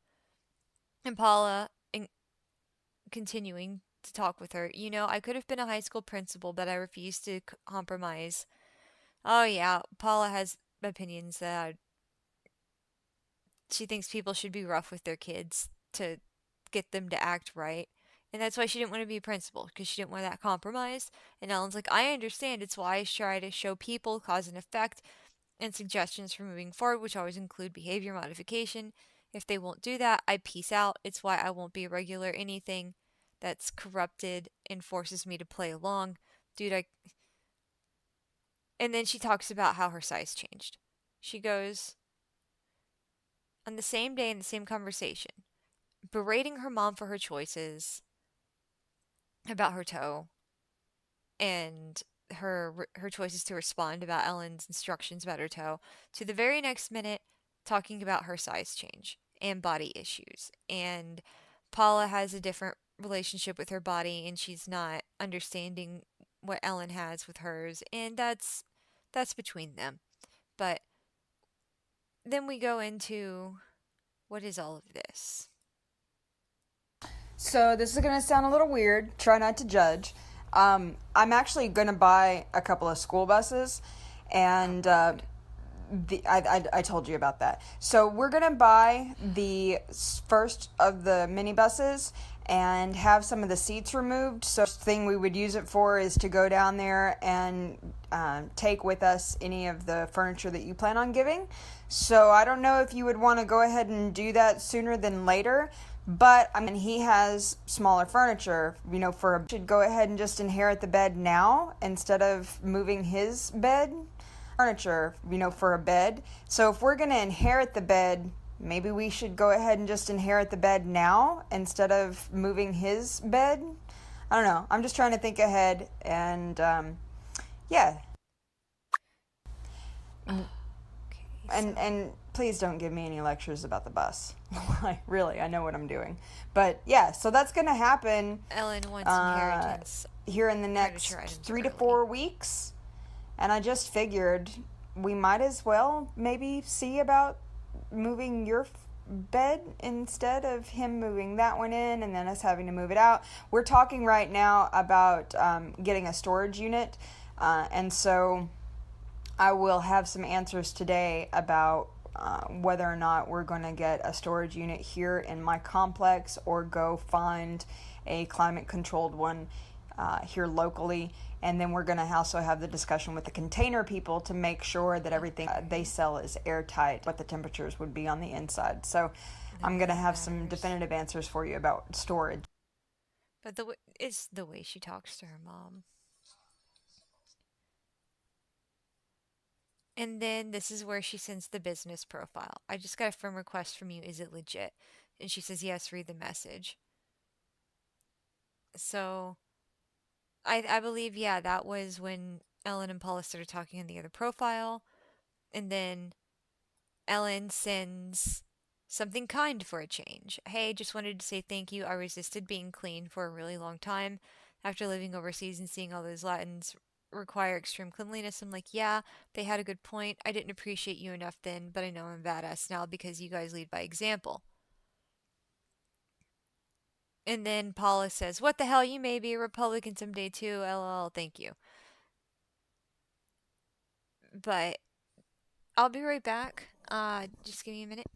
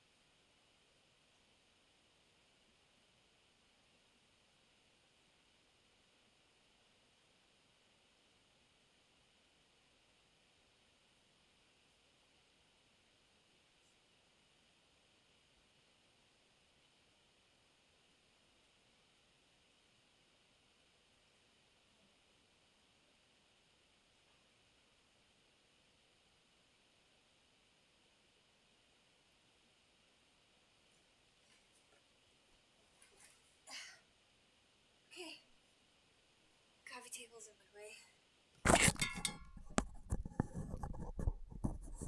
Alright, yeah, the coffee table's in my way, so I had to jump. So then, here we go with more of the conversation between talking about Paula's feet, talking about Ellen's issues, kittens, Wiccans, flowers. Paula's like, oh golly, thank you. Must have been Mother's Day that year. Hi, Bunny. It's been a while since she called her Bunny. You know, it's 2019 in June, and it's been a little while since she's called her Bunny. So it seemed like things may have calmed down for a little bit. And then, what was this? Okay, so you know that song? I don't know, Invictus maybe? The what? The what's it called? Anyway, we're gonna skip that.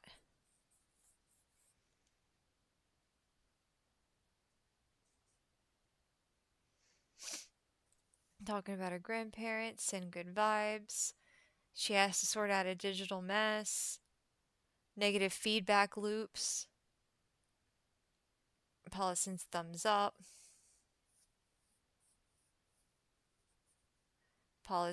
Ellen's talking to her about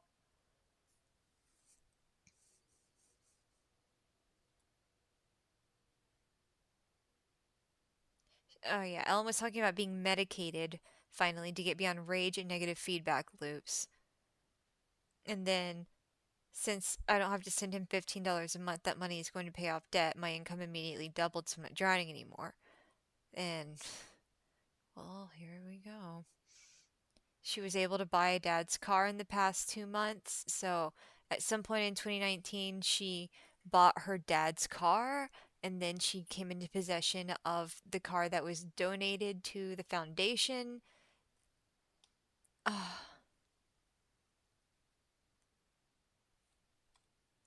don't know what's going on.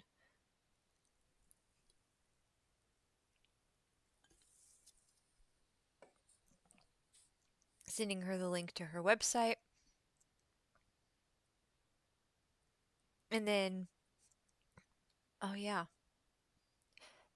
Ellen sent all the websites, the store, the Freedom Equity Lenders, the Find Money one, and the Foundation one.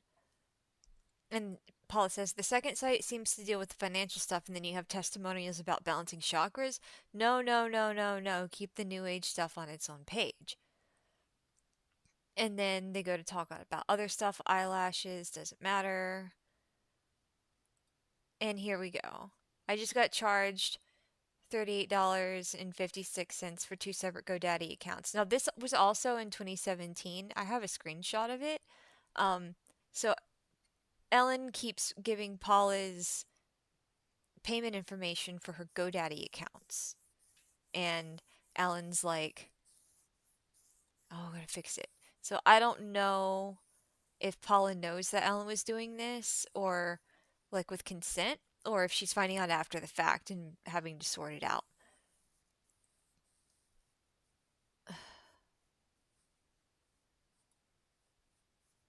And then she's badgering her mom to verify stuff for her.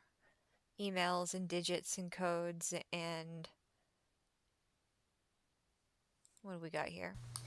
I don't understand how both you and Mr. Garcia are so damn blind, but I sent an email to you and to him with my driver's license photograph. I said my social security number, which is listed right in there, and I also said that you could also make it a tax-free thing by sending the donation over to my nonprofit, and I gave the EIN number. So I don't understand if maybe somebody's fucking, attention span is so goddamn small that they can't see those 3 objects listed on both of the emails that I sent. But it's already been done, Paula. So, didn't mean to be so mean. Oh, she finally apologizes to her about that. Hey, Mom. I hope you're doing well. I wanted to ask if you would please go to Mexico for me. I need to pick up medicine for Dad, and I have a friend over here who is asking for some Viagra. So, I want somebody to help me get some amoxicillin. Dad wants somas. I want to get him some diclofenac. It's a thing to go to Mexico for then medication. He wants some Viagra, and then another order of amoxicillin. The need for people to prove that they have a prescription when they bring it back into the health border. insurance, that amoxicillin sure does come in handy. But Um, and then the somas, they're large pills, but they're cheap, and Dad finds that those would be really helpful for his pain. So, The somas? yeah, I wonder if I can. And then the somas, yeah, if people ain't got health insurance, that amoxicillin sure does come in handy. And then the somas, they're large pills, but they're cheap, and Dad finds that those would be really helpful for his pain. So, yeah, I wonder if I can send you some What is a cash soma? and get that accomplished here in the next week or two. It'd be lovely. I'm gonna Google somas at some point. Pictures, pictures, pictures, hair, hair, hair, hair. Like, it seems like here in this minute, they're getting along, and then, okay, I'm still being billed for GoDaddy shit. Do you use them? I will pay this, send you the bill, and let you see if you can get a credit. I will also tell the company never put any more GoDaddy crap on my bill. So, like, it's like the third time Paula's had to bring up the GoDaddy issue. Well, Mom, I hope you will be proud of me because yesterday was finally a nice big milestone. I have been working on, building my business up, the digital back office stuff for a very long time. And then this summer, when I fired my developer, I was finally able to get out more and do more and be seen more and stuff. So that's all doing great. I But don't what's exciting is that, that time I spent in development pretty much bankrupted me. Like, I was definitely at the point where everything was totally maxed out. And now I have managed to go from totally maxed out 100% credit usage to 15% over the course of this summer. So I kicked ass and I did good, and now my credit score just jumped 76 points, and I'm like, fuck yeah, I'm finally back in this. Okay. So this is awesome news because I have spent the past year developing access to relationships for funding, right? So Oh whether God. that's private funding and meeting people who are trying to be in control of their retirement accounts, who Right. want to We've seen it secure on their the loans, internet in the early based on researches. assets like real estate, and then those people who are getting a guaranteed rate of return that's double digits, don't actually use a bank account and stuff. So loan officer people who can help, folks like myself who are either cash paid or don't have a W-2, or maybe folks that don't actually use a bank account and stuff. So I'm excited because now I qualify for business loans, which are considered non-recourse, as in if I don't pay them, it's not going to go against my personal credit. But Whoa. but before I can have these non-recourse business loans, you first have to have a good credit score. So, I went from What? being eligible for maybe a $40,000 loan with a 25% fee, or now I qualify for like $150,000, $200,000 loans, which will cost like 10%, right? So I know No that's expensive money, but it also, isn't recourse going to ruin my credit score at this point. So I'm like, loans. yay, No I can finally start thinking about letting my business grow, because now I can have a little extra cushion to make sure I default can handle paying my employees, penalty. the human capital. So She's I'm aware of it. really stoked. It went up 76 points. I'm like, yeah. And so, yay. Hey, sis. Nope, that's not Ellen. We're not listening to that. Love you, Mom. Thanks for making me. Looky what I did. Let go of a lot of shit with David and some crap programming that may or may not be an imagined story based on Gone with the Wind, since we saw that every year, or I remembered my past life as a nurse in the Civil War, or that it was my first deep feeling of compassion and the reason I wanted to become a nurse so much, but I was able to see things from David's perspective and yours. I will call you soon. Excuse me. So whatever happened in that conversation, it went through on the phone. Ellen sending pictures and videos of her fantastic life, big living, whatever fun thing she's doing. Ellen's getting praise from her mom. Ooh, your brother came to see me. He went to the funeral. There's somebody passed away. And they're just talking back and forth, sending hugs back and forth. She's in Hawaii or something, I guess. Or she's wanting to go to Hawaii. She says she can't play the videos. So in the video with the waterfall, We're not listening to that. And then she asks if she's coming back to Austin. Paula's showing concern for her in 2019. She's asking questions. Notice in the other profile, Ellen was always saying, "You never ask about me." Ellen continues to cling to wanting to send things to the kid that she's not supposed to have contact with.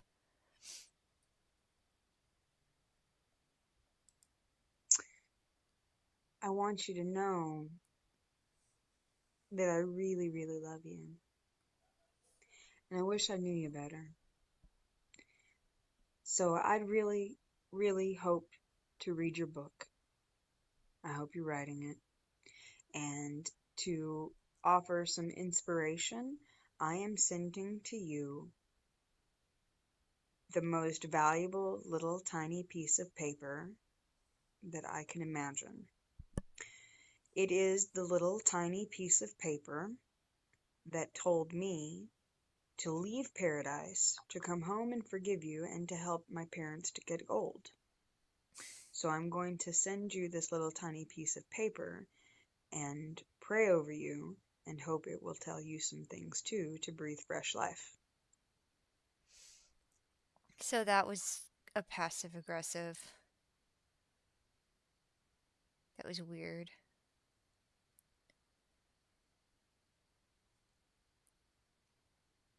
Processing things, sending video and pictures.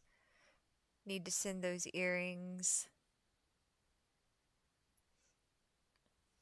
Talking about medical school.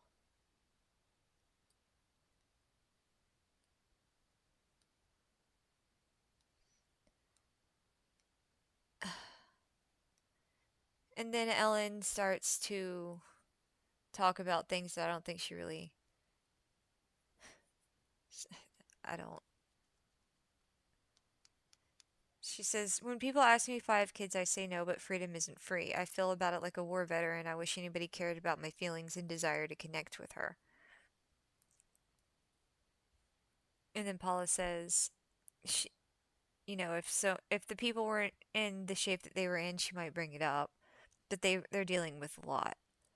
They just got done having their home totally redone from the hurricane because their roof fell in.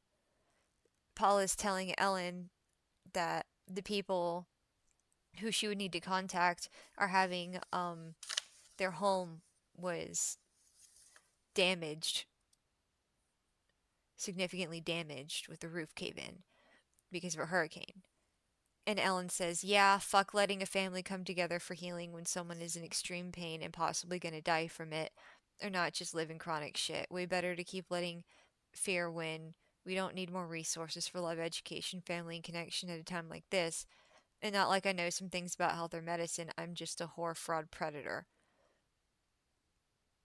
Ellen is completely dismissing the fact that these people are having to rebuild their home. If Ellen was having to rebuild her home and somebody was asking her to do something for them that she wasn't excited to do, she'd be like, "Why are you bothering me during this horrible time? Why don't you understand what I'm going through?" You know? Um, just the way that dismissing, she's dismissing. I'm starting to get that main character syndrome vibe.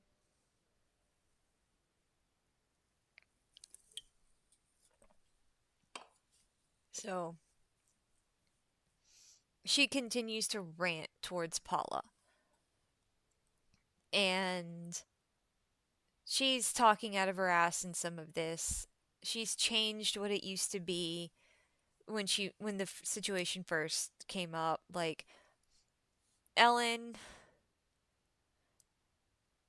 in the beginning she did agree to it being closed. She didn't want to see pictures. She didn't want to hear about it. She didn't want to know about it because it would bother her. And then at some point she was like, "No, I need to be in her life." So then she started wanting to have that stuff and she started bothering Paula for it. That's what I know from when I grew up in that situation. Um she Ellen goes on to complain, "You may not think I'm her mother, but I can feel her heart needing answers. I guess I'll just keep being the crazy, insane secret that preys over everyone unnoticed." So Ellen is assigning importance to herself in this. Then she goes on to say, "That part makes me cry is the total disregard for apologizing to me. Everyone dismisses me, and I." She's very bitter and resentful that it was open to everyone but her, which the drugs and violence and other reasons were why it was closed to her. And she's demanding that she be able to go see the graduation. And she's twisting as far as she can with Paula to get information out of her that she shouldn't have. Not like anyone owes me a debt of gratitude. Yes, I really am a mother, fucking thankless, God fearing instead of truly God loving, embracing. Anything that you see on the screen that has contact information, you have to disregard. We're going for the messages, Are you feeling okay? the audio. Because that seems pretty aggressive. Uh, I sent you a voicemail, and because you love and respect me, you would want to hear what it has to say because you're not trying to push me off. Yeah. Ellen not letting her mom get away from confrontation.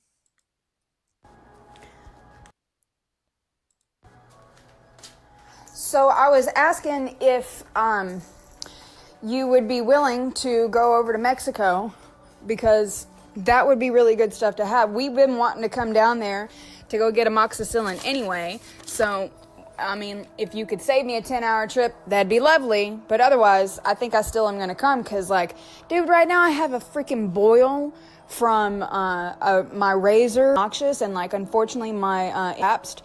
So I can't go take care of it real easy, and the fucking clinics are closed anyway. So I'm for reinforcements. And it's your birthday anyway, so. Wow. Once again, a year later, Mom, go to Mexico for me. It's a birthday message, and Ellen is asking for a favor.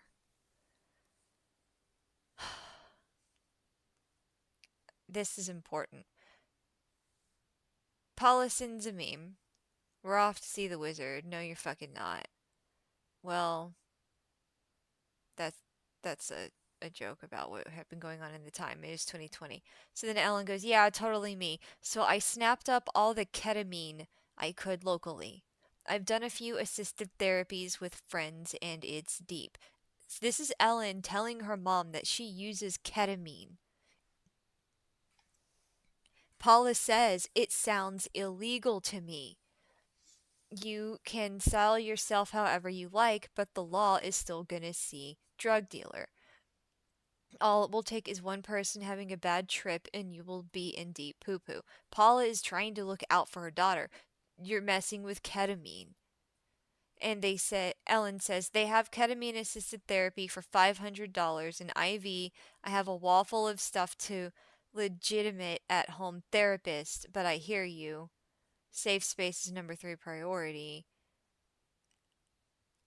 1 is quality, 2, can the person handle it, 3, setting, and 4 is dose." So Ellen is talking about ketamine use with her mom in some sort of home setup,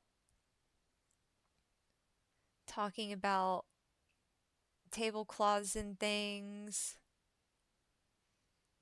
people who have passed away. Ellen searching again for the person she's not supposed to be in contact with.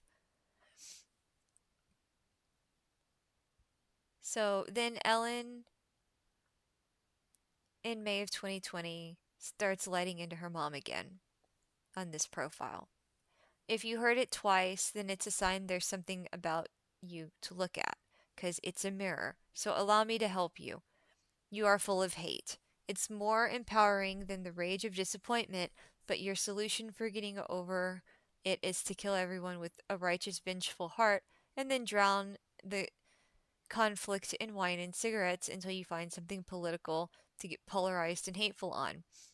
You don't hate them, you hate your excuse because it's more rewarding than to beat yourself up. So you tirade on others with your pew pews, feeling justified in your unconscious fear, because if you realized how much you attack yourself by attacking others, it'd be too much of a game changer for your ego to withstand. Until the day comes that you are willing to realize how unlikable you became by wanting everyone dead, which caused him to lose respect for you. That's reference to a relationship.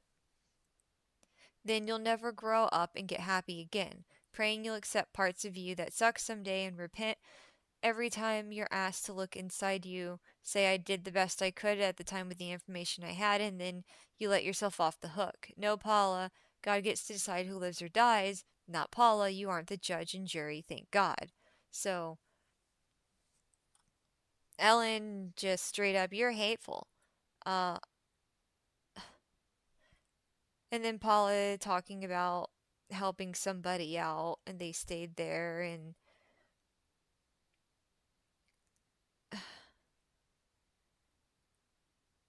then she says, I'm sorry your friend lacked the character you knew he lacked. So she's throwing shade on her mom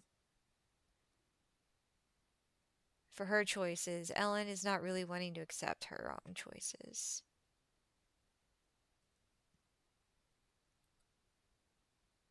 People who practice healthy hobbies after work, socializing, like a walk meetup, those people don't have the same kind of issues as folks who have no one to love on at home after work.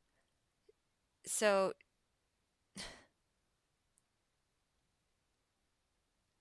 she's criticizing her mom.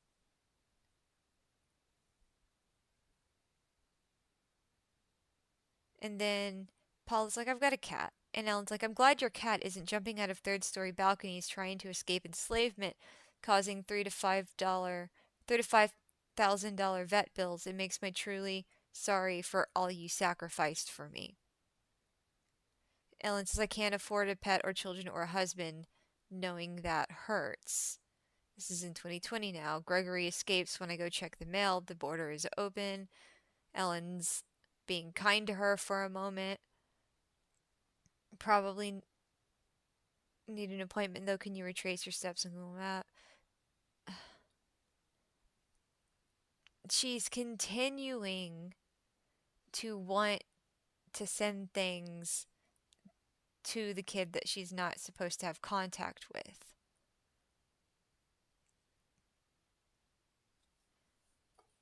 We're trying to find out exactly how to get his tourist visa, then we will marry and he will join the Air Force. So now Ellen is talking about getting married to a guy who's going to be in the Air Force. Potentially. And it goes on.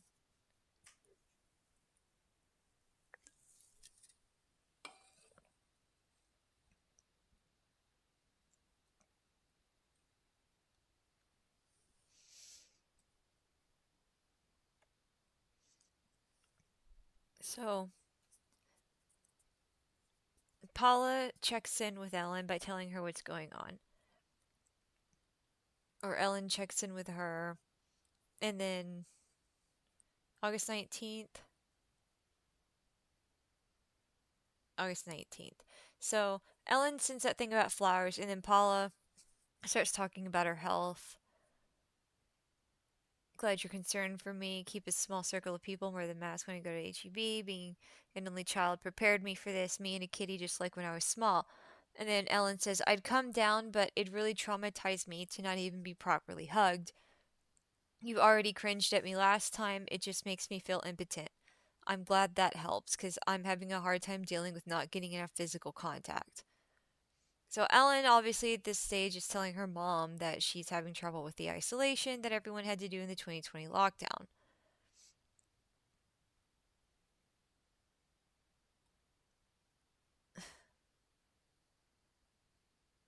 Then they're talking about the logistics of things and spreading stuff, and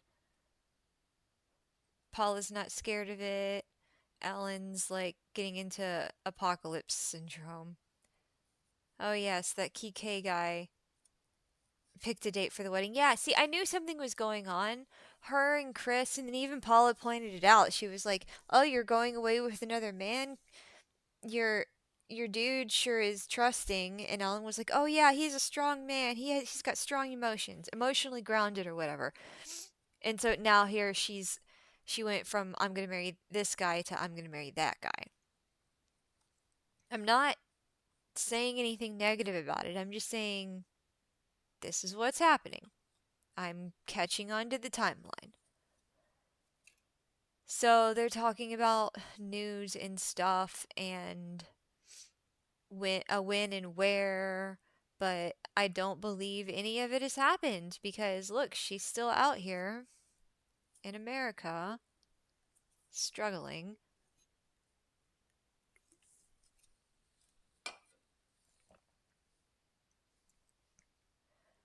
Talking about Ellen says, "I'm curing a patient not even Hopkins could cure. He's had 13 stateside and 2 overseas doctors. I just want recognition I'm due. He was living in level 7 to 9 pain daily. First visit, it's gone. 3 visits in 6 days. He says I'm a new man." So, Ellen just said that she cured somebody, and then Paula asked, "What's his diagnosis?" And she said he doesn't have one. And Paula says, "So he's dying of nothing?" Quick! Paula is sharp. She caught on to it. Ellen said, "It's a lot to explain, but essentially because I'm not strong and armed by license, I can do everything the AMA doctors can't. It's the reason I didn't want certifications." Oh my god, the way Ellen goes back and forth on her certifications. She says, "If you're helping, it's all good. None of us get out of here alive. You know, like everybody dies." And that's just Ellen saying she cured a guy that doesn't have a diagnosis. We don't even know what he got cured of. And then she bites into her mom with, "It'd be nice to hear someday that you are proud of me. Don't worry, I don't expect any recognition from you. Good night." So she's cutting it off. And Paula's like, "I've always been proud of you, but when I tell you, you don't hear me." And I've seen multiple examples of Paula talking about her being proud of her. Even instances where she's directly telling her that she's doing good. Ellen says, "You never say it." And Paula says, "I do not always understand, but I don't have to." And Ellen said, "You just defended saying it sometime in the past." And Paula says, "You know who you are. Be proud of who you are. That is me. That is Irma too."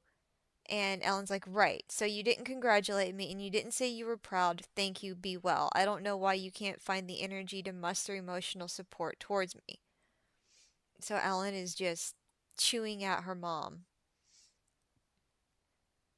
And then Paula, she kind of defends herself in this moment. She says, "Well, sometimes when I give it, you act like it isn't enough."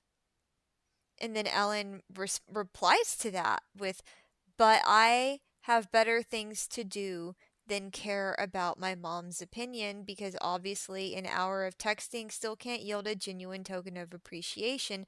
I said I'm curing someone 15 doctors couldn't do, and you don't believe or care about me enough to fucking say a word of encouragement, just an embedded command to be proud of myself. You don't give shit for compliments. Stop defending the absence of your non emotional support. It's pathetic." And Paula says, "Seriously, because I can't type as fast as you." And then Ellen gets mean. "Oh, now you're the victim. Right. Not one congratulations because your fucking hand doesn't type. Pathetic." That's her stroke hand Ellen's referencing, by the way. Paula says, "I have never been your nemesis, so let me type without going back to correct my typos. Congratulations, I hope you and Kike will be happy as anyone ever was. I look forward to knowing him because he and I have some common bond already. I hate not correcting my shit because it makes me seem weak and stupid, but if this is what you want, so be it. Every time you do this, it ends up with you abusing me at the end. Stop it. Paula just defended herself August 19th, 2020 at 11:08 at night.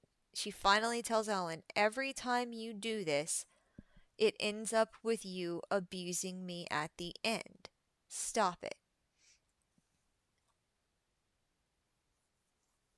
Ellen continues, "Every time I come to you seeking emotional support, you do not show basic motherly empathy.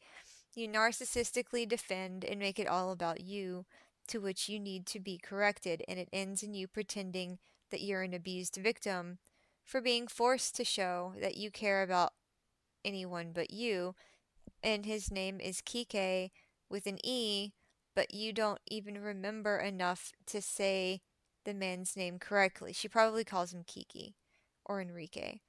In English, it's Richard.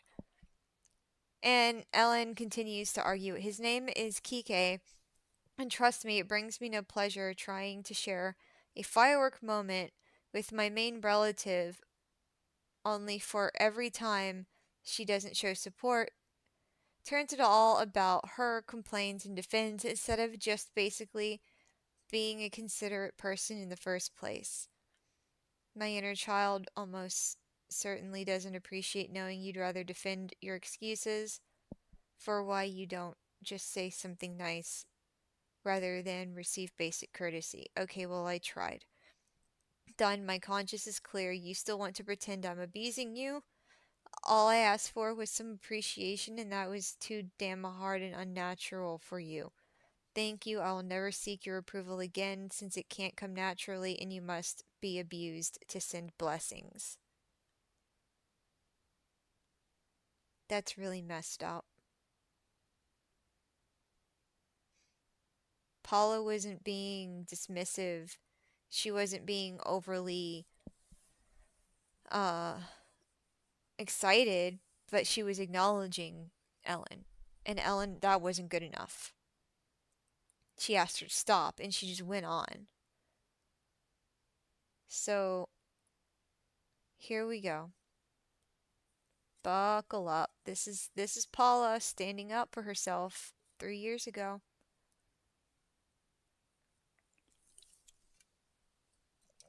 Paula says to Ellen, "You need to get over your daddy issues. If I had not made him leave, he would have ended me, or I would have ended him. One of us would be dead and the other in jail. Ask your poor brother who would hide in the closet and cry because he was too small to defend me. I got rid of Bill to spare you from the worst, but you act like it is all my fault. You need to come to terms with the fact that your daddy, who you worship, was a drug abusing, wife abusing, drunk POS, and I did the best that I knew how to do day by day. If I knew now what I know then, I'd probably have ended him. I did not. So you can worship him and make me the goat, if you will. Ask your brother about the times he brought Christmas presents or birthday presents or paid for a doctor or dentist visit. He will not remember those times since they do not exist. Stop trying to punish me for doing the best I could at the time. I am an elderly lady now.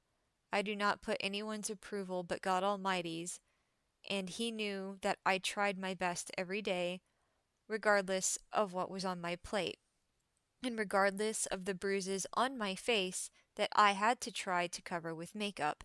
Get over it, Ellen." So, this is Paula explaining that the resentment Ellen has towards the divorce from her father is misplaced because Ellen doesn't seem to remember the physical abuse. David remembers. David was old enough to remember how Bill treated everybody, and Paula went through it, okay? And she's gonna outline it. Paula is standing up for herself because Ellen is mad that Paula didn't stay with him. That's where some of this bitterness and anger is coming from. So Paula continues to stand up for herself and explain. I have always loved you, but you always treat me like the enemy. I am not your enemy. I have always loved you since you looked at me and I heard your sweet little voice. Excuse the fuck out of me for not letting your dad kill me. The last time he beat me up, I had professional pictures made. After many years, I threw them out. You can contact a person in this place to see if the negatives are in her archives. I did not think you kids, emphasis on kids, needed to see those. Maybe I was wrong. Yes, you have tried to make me the victim. Every time I don't say the exact thing you want me to say. Why isn't it enough for me to tell you that I love you and I would lay down my life for you? I would and almost did a couple of times. Let me get old in peace. And then Paula continues to say, I do not have to understand your path to wish you well. It was an Easter Sunday. I was washing dishes, and okay, this is the story. This is some hardcore stuff. This is about some violence and an end of life conversation type stuff. So Paula says, it was an Easter Sunday. I was washing dishes, and Bill came in the kitchen and knocked hell out of me and put a dent with his fist in a wood cabinet. Then he went away. About 10 minutes passed. I decided to go look, and he had a pew pew up to his chin in the bedroom floor, and he was leaning up against the bed. You and Dave were in the living room. That is the day I saved you from the worst. Bill, I said, what in the hell are you doing? Are you going to do that to yourself with these children in the house? Are you gonna leave me one more mess to clean up? Give me that thing. He could easily turn it on me. He could have easily turned it on me. I took your dad to the shrink. I did everything I knew to save the marriage and to save you kids and myself. In the end, he had to go. Stop holding it against me. You never respected the strength it took for me to be your mama and protect you from the absolute worst thing you could have seen. Human matter on the walls. Maybe his or maybe mine. If I had let him stay, he might have ended me. I have never been that stupid. She continues to say, ask your brother. One time somebody came to visit. I was in the shower.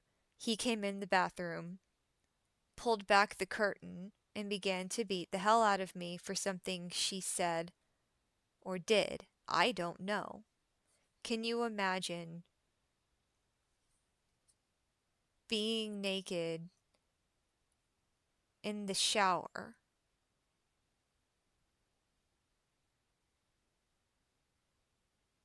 and some SOB comes in and starts hitting you with his fists over and over?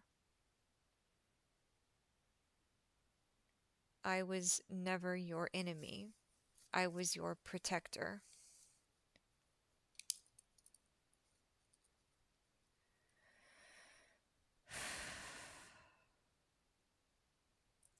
I will always be that because you are the baby girl that God gave me to love. I do not know why you can't accept that unconditionally. I would like to note that this is in August.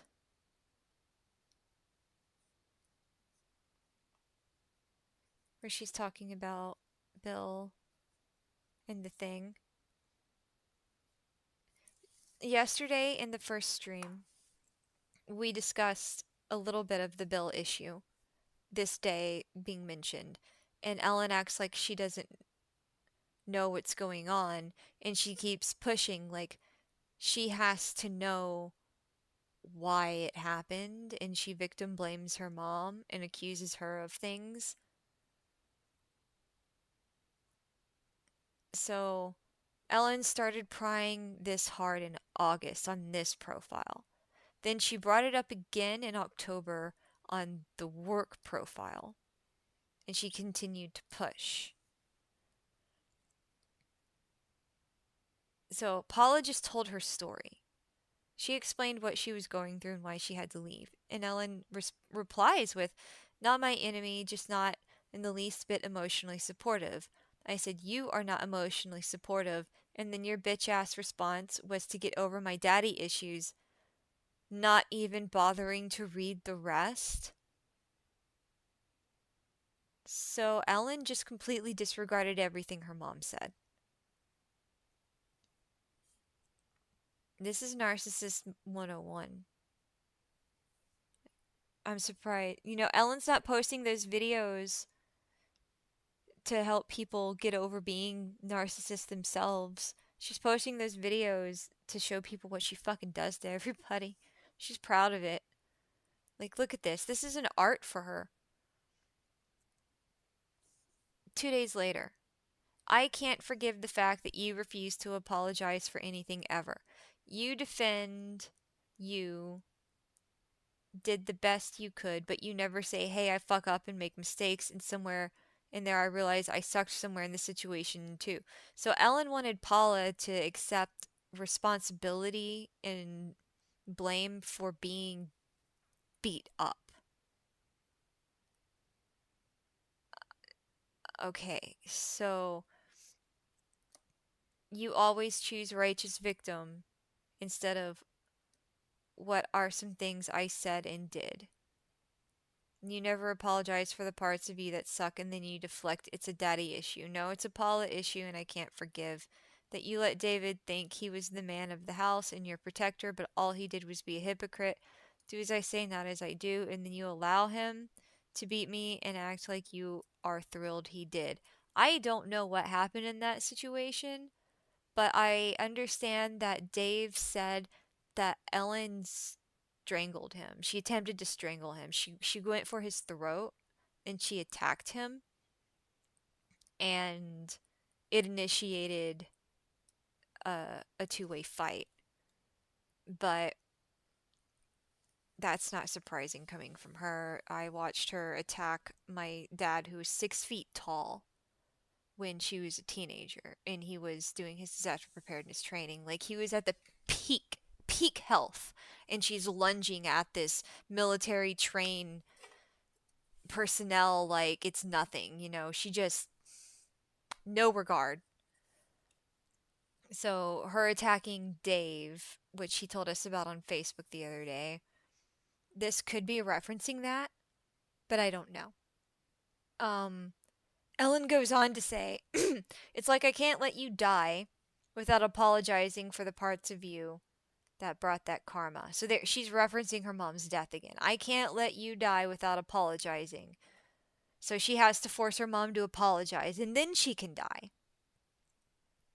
She says, "I feel like I'm a crybaby because of neglect." It's like the only way to get attention for the nurturing I need. So yeah, I'm sorry it's not enough, because it's not the core apology. The core apology is, "I'm so sorry that happened to you. We fucked up a lot. We fucked up in a lot of ways. Here's the parts I know I didn't do enough on. You owe me an apology for marrying someone with these kinds of crazy, and now I'm bearing the cross."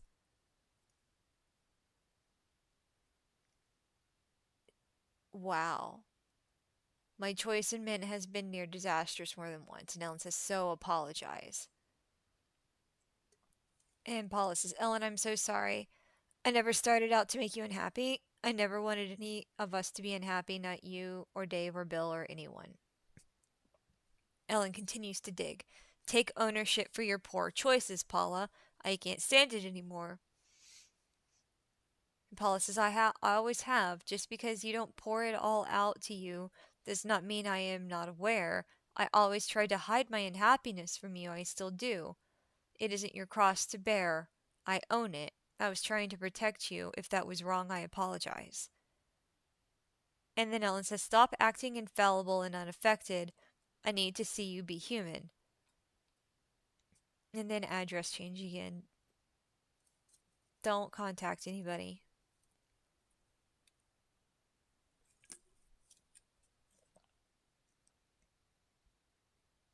It bothers me the way Ellen and Paula were doing the exchange of information with the person that she wasn't supposed to see.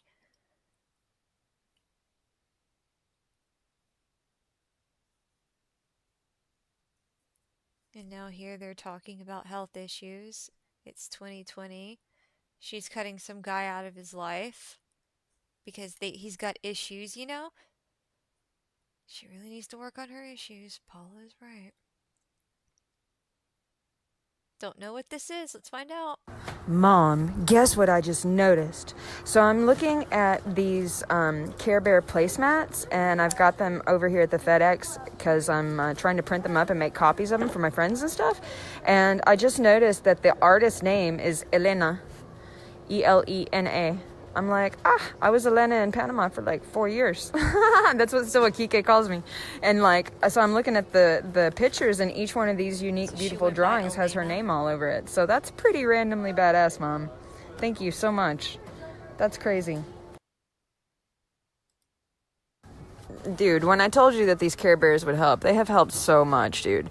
Like, that bitch came to Thanksgiving around my friends and started a fight, lied on me, and blah, blah, blah. And then my girlfriend said the magic word. She said Care Bears.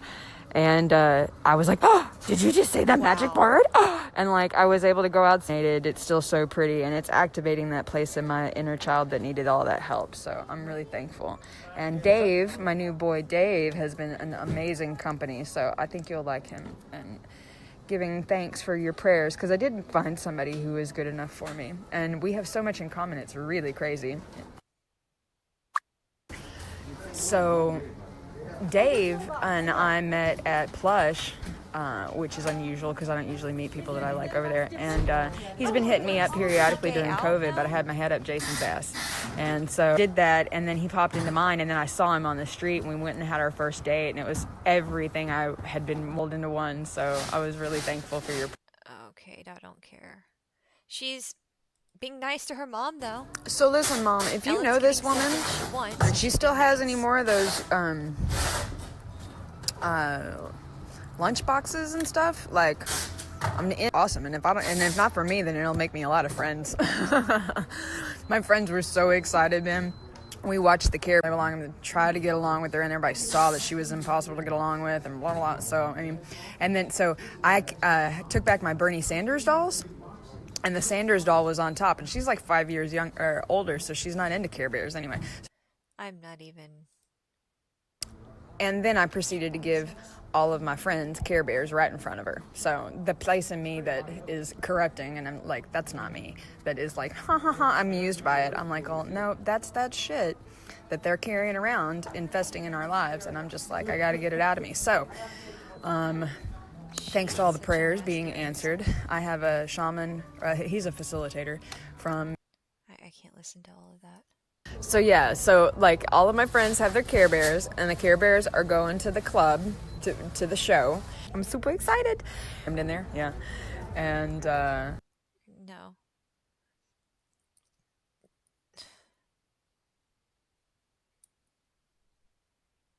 Chloe, what are you doing?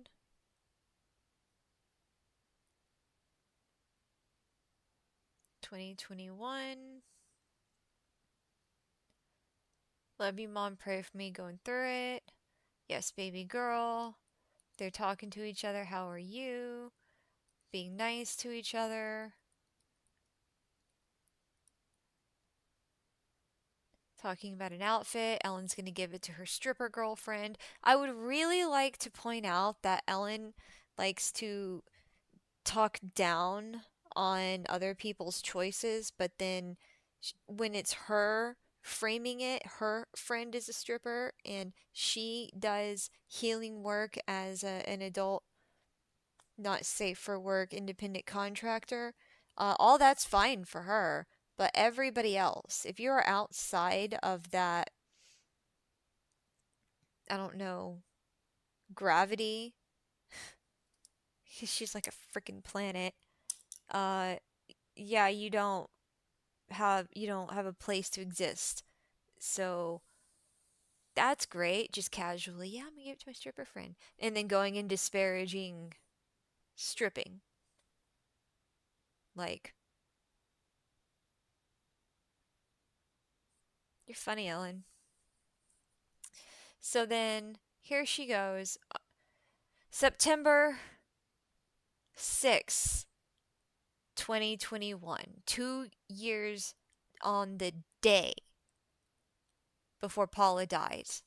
Ellen says to her, "Why can't you live life without having to hate on someone and express it as your greeting? Why don't you try to get help for how filthy your heart must be that you have to sabotage every possibility with hate speech? As horribly as you hate on strangers, I suppose I'm supposed to thank you for no longer verbally abusing me. I'm fucking stuck, and the bitch I need help from doesn't love me enough to stop smoking in her house or even answer the phone respectively. I'll be on the fucking streets because my bitch ass mother can't be compelled to answer the phone like a regular human. You really are being a fucking excuse of a person these days while you sit around judging everyone else. Maybe I'll do another adoption since you don't want to be a decent human. I be the wouldn't be the first time I couldn't rely on you. How odd you raised all these other kids, but you don't love your own enough to grow the fuck up.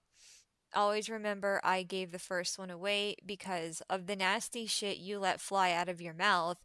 You can't even be counted on to answer the phone to co-sign. Congratulations, you are really winning at this lame ass retire alone and disgruntled plan. Here I am trying to bring some light and you think you're a fucking Christian? Bah ha ha ha ha."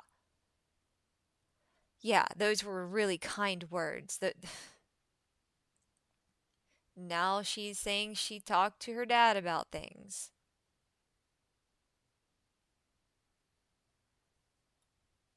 Talking to each other.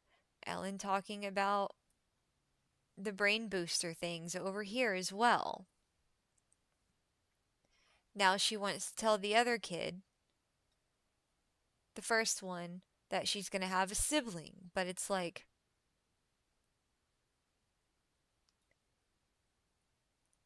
she's not supposed to. Ellen handling firearms in Facebook. May I list? Okay, a lender. This is about homes. A lender called me saying he thinks he can help. Talk soon. Okay. May I list you as a co-borrower? Borrower, this guy thinks he can get me for 100% financed. It's more likely they'll want my score to be 640, which will be a challenge. Paula says, how much are we talking about?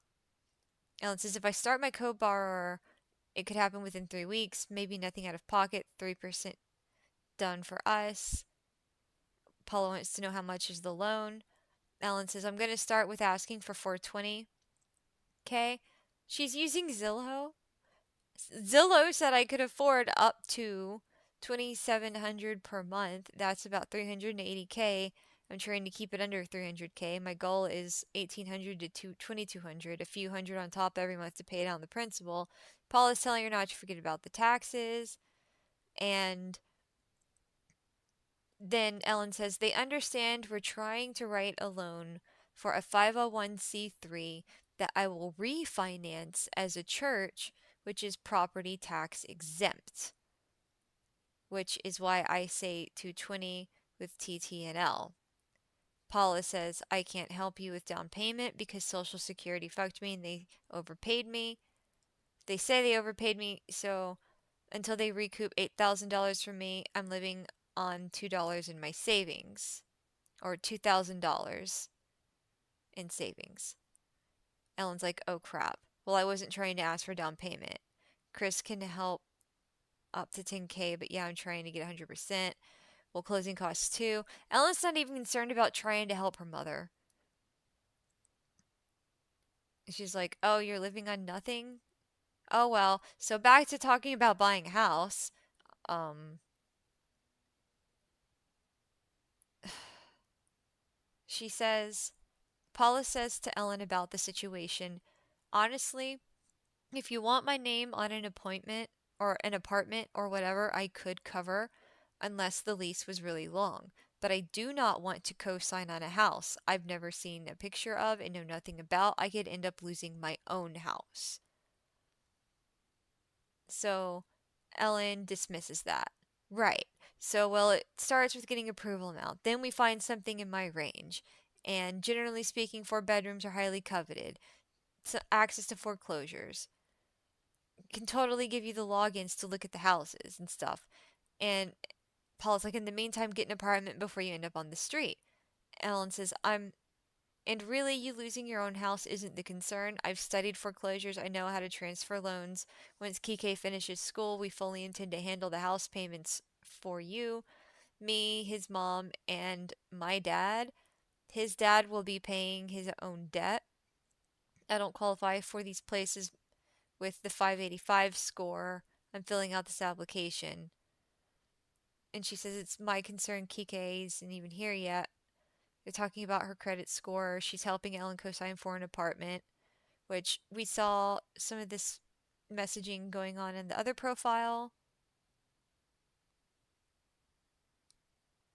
And Paula, even though she's living on her savings, she's helped her other kid, Dave, because she loves her kids and helps them when they need it. Rental stuff. Time is of the essence. Asking you to do the home loan one, and maybe David G will call out about the house rental. She's like, you want me to click that? Yes, but I'm not agreeing to go through with it. Do you understand? And she said, yes, it's important for me to try to qualify myself.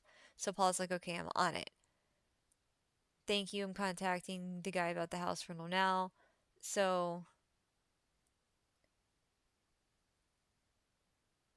it's interesting what's going on here between them. Paul is having a hard time with all of the digital stuff going on. I understand that.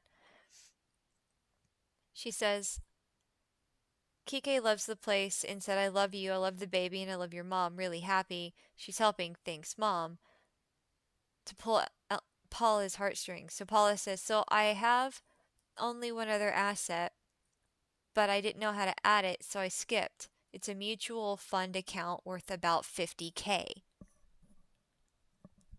I believe that's the teacher retirement fund that Ellen and Dave would be getting 50-50, unless Ellen is convicted of the neglect, wrongful death of Paula.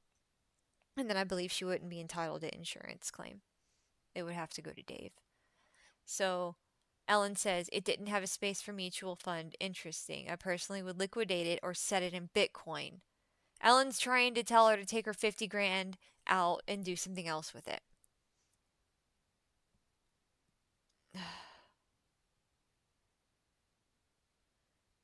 And then Ellen says, by the way, went from 4,000 to $65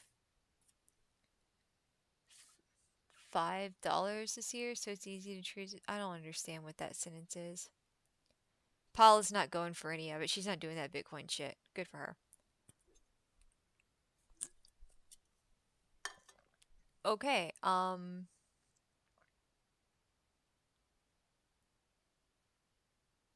give me a moment.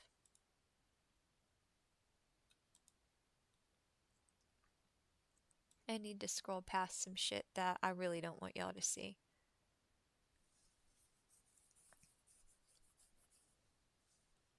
It's a driver's license.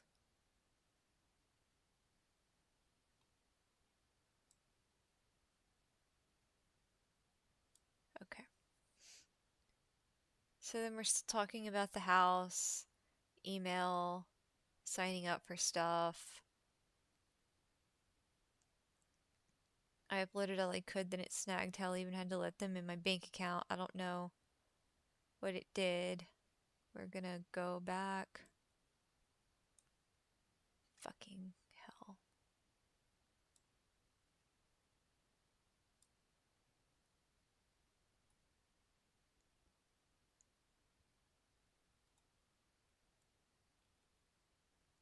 What did I do?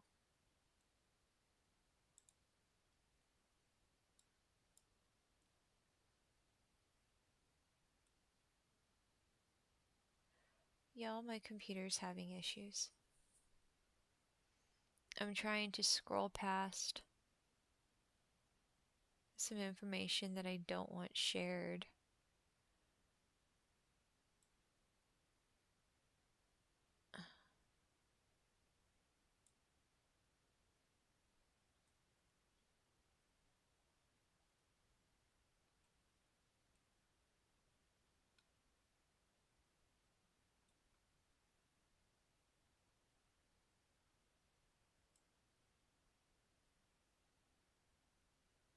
Fucking hell.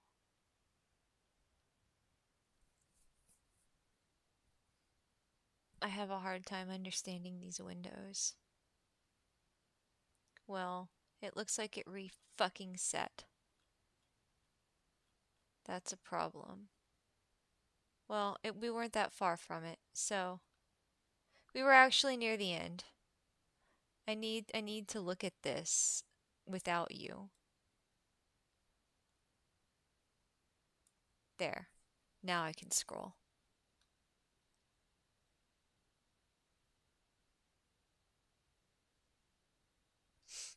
Alright, so the driver's license, I sent that. So what part did you have trouble with? Thank you very much. I'm so lucky Chris is covering my ass. I just sent off 700 and didn't get approved. He's been a superstar helping me pack. It hung up on the next to last screen. Have them call me if they must. It freaked me the fuck out giving them access to my bank account. Yeah, Paula doesn't want to have the access sent to her bank account.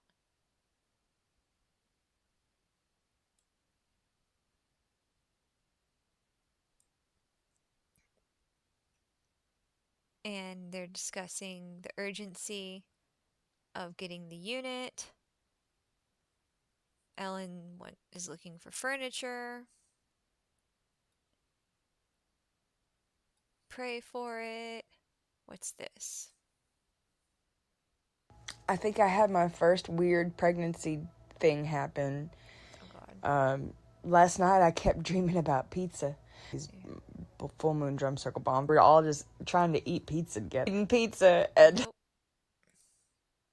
And I gotta tell you, I am so thankful for those digestion pills that I got you. Because, bro, if you have any heartburn or any burping at all, you just take She one says, of those and "I'm it will so be thankful over for those and pills that I everything got is you." glorious again. Like, yeah, I'm really thankful for those. I just need to find something a little bit better for helping me process poop because I've got... We're not listening to the rest of that. You don't need it. Save your money. Saving money and investing money are two different velocities. You may be interested to know. I'm going to do my first crypto CD contract. This is September 2021. CDs, but for the new market, my friend put in 500. I did my best to take your advice and save money. Did not get the house.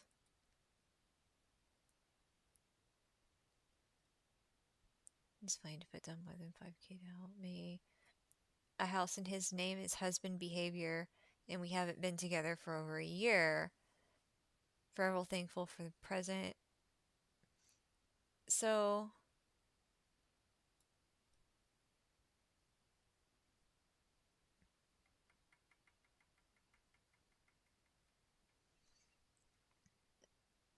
no problem, not offended. That's people who have homes that... Yeah, to be honest with you, I'm really concerned because I keep talking to people about the economic housing situation, and the numbers are absolutely crazy staggering. Like, the number of houses that have gone into default in Travis County in the past 2 years is almost 17,000 pending foreclosures that are facing, I don't know what kind of gentrification. And then, like myself, I keep talking to people whose houses got bought for way crazy over asking price, like hundreds over asking price. And I'm just like, wow, hundreds of thousands over asking price? Where the fuck am I supposed to live?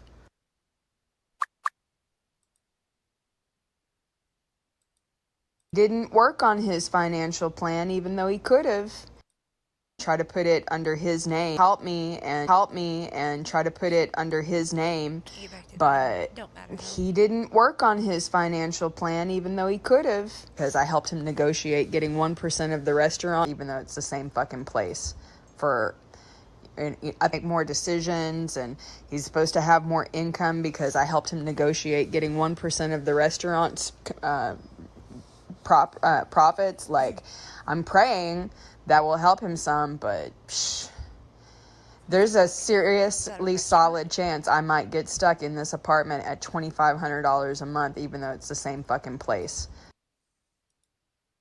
So as I said in one of my posts, like, it's scary that there are so many people. Like, for example, I did a search in Travis County, more than one 3-bedroom house. Like, that's massive. So we've been skip tracing this using a Pakistani, which is so antithesis of patriotic. And, like, I'm looking at contacting over 2,000 private lenders and cash buyers to see if any. Wow. And then it looks like I'm going to have to go to the foreclosure market to find these people who are facing an imminent threat, and use private money to be like, okay, we'll help you get all of this current and save your. So the apartment thing, the child custody thing, maternity.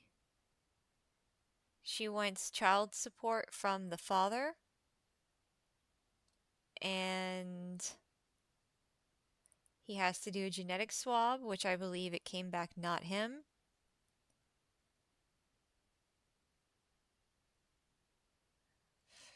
Corporate landlords for moving expenses.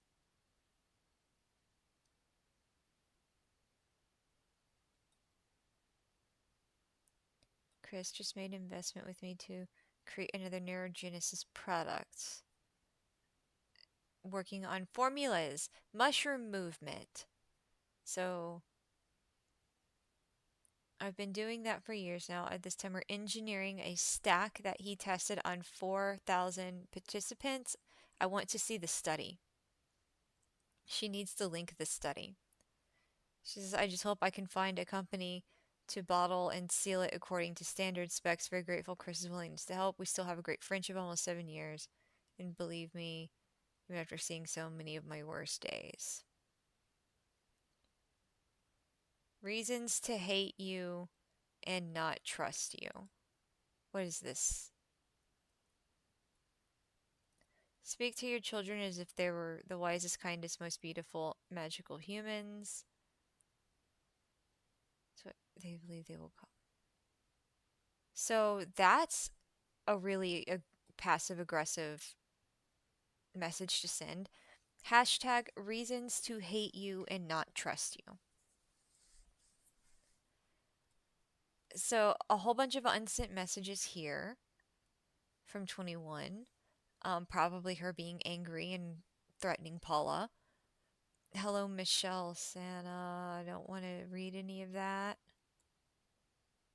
Christmas stuff. She wants her to forward it. Love shopping for baby stuff and grandchildren. Ellen, once again, trying to get her hands on Paula's money. I just want to show you how easy it would be for a portion of your money to be making money for, or your savings to be making money for you. I don't know much about trading and certainly am not as capable as a robot, and I put in what little savings I had in these two accounts and I'm earning About 20% on autopilot. If you place 10K, you could keep up with inflation. March 9th, 2022.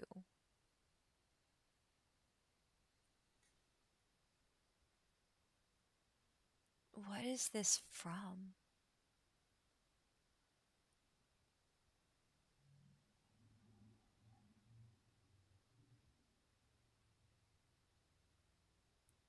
Like, I'm gonna screenshot that.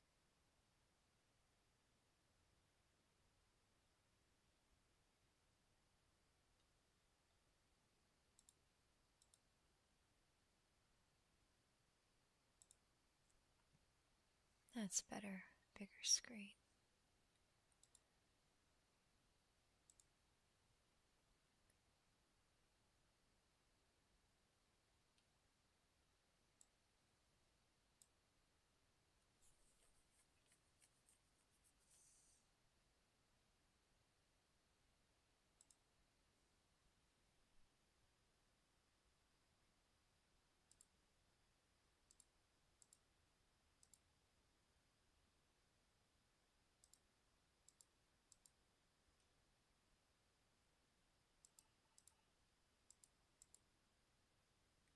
Okay, just making sure the sensitive info is... I gotta figure out this redacting thing.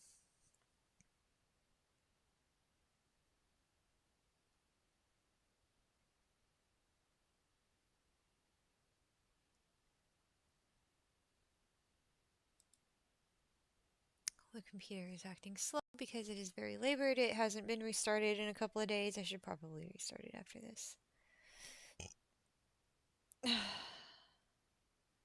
Why isn't my thing doing?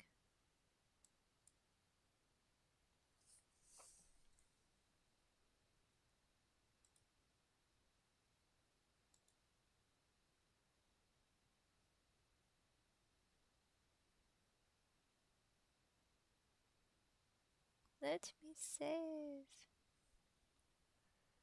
Please let me save. I'll take a new snap.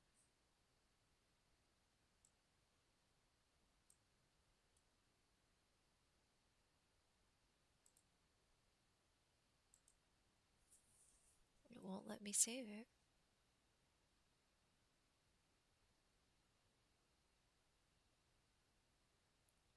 Well then.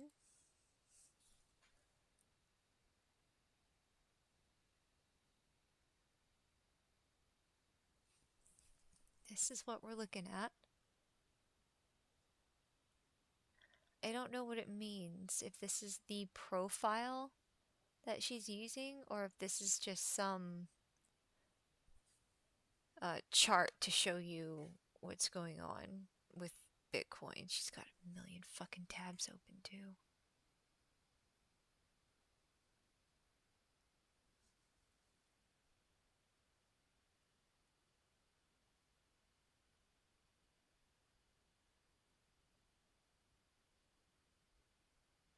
Interesting.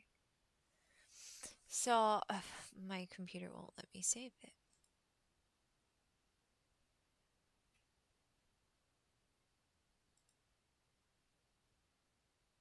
Can I save that?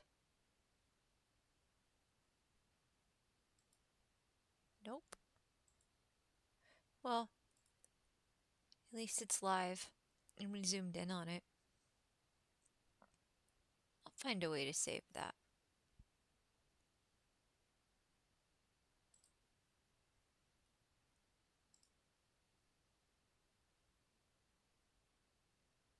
PNG message.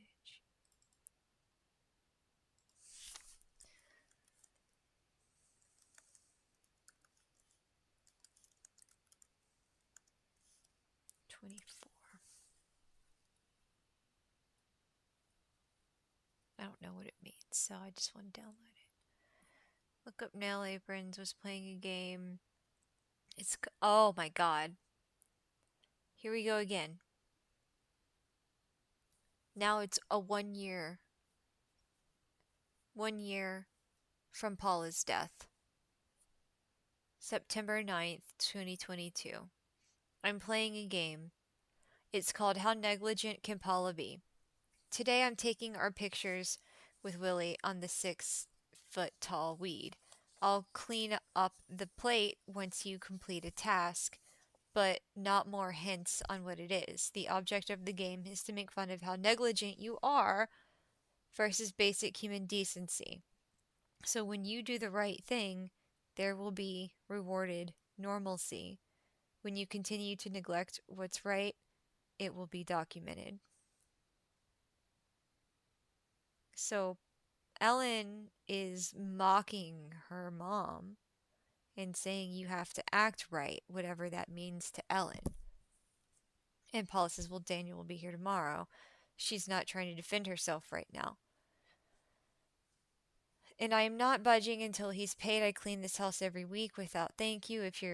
Uh, if you are so disgraceful as to let it sit there, then that's just the mirror reflecting your negligence. I asked you a week ago to vacuum the floor, but you don't mind putting my baby down on the filthy floor when you haven't vacuumed in at least 9 months, if not 18. You have 1 week to turn off the cable, or I'll do it for you. Since you're so incapable of doing what's in your own better interest. You're lucky I didn't keep the wine in the trash. Then Paula says, I have not vacuumed the floor because I'm going to have to move the TV, and that is not easy because of the tables it is on. I bought a new TV stand, but it is too heavy for me to get in here and assemble at the present time. Ellen says, all you have to do is initiate by asking. Watch less TV, do more of what needs to be done. Puro excuses every time. Carina replied to herself. She pulled up the comment about the wine in the trash and then further said, I even brought the vacuum to you. I even used it myself and brought it back. You didn't notice in the least, but you'll let that baby eat dingy carpet and you call yourself a grandmother. It's the literal definition of disgraceful. And she capitalized dis and separated it from graceful. Disgraceful were all three separated words. She continues to say, I went into a mother's house with a newborn, an 8-year-old, and literally the floors had never been cleaned. She was a drug addict. What's your excuse?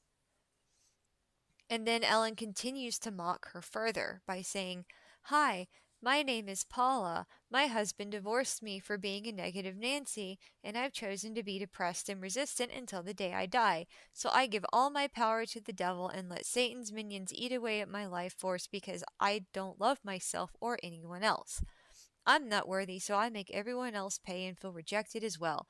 And I am stealing my children's inheritance. I got my mother to change her will right before she died.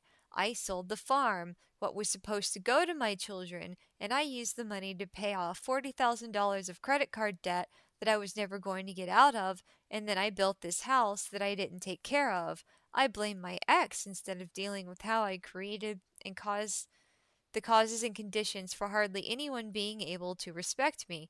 I stopped going to church because I needed to have strife in my daily diet.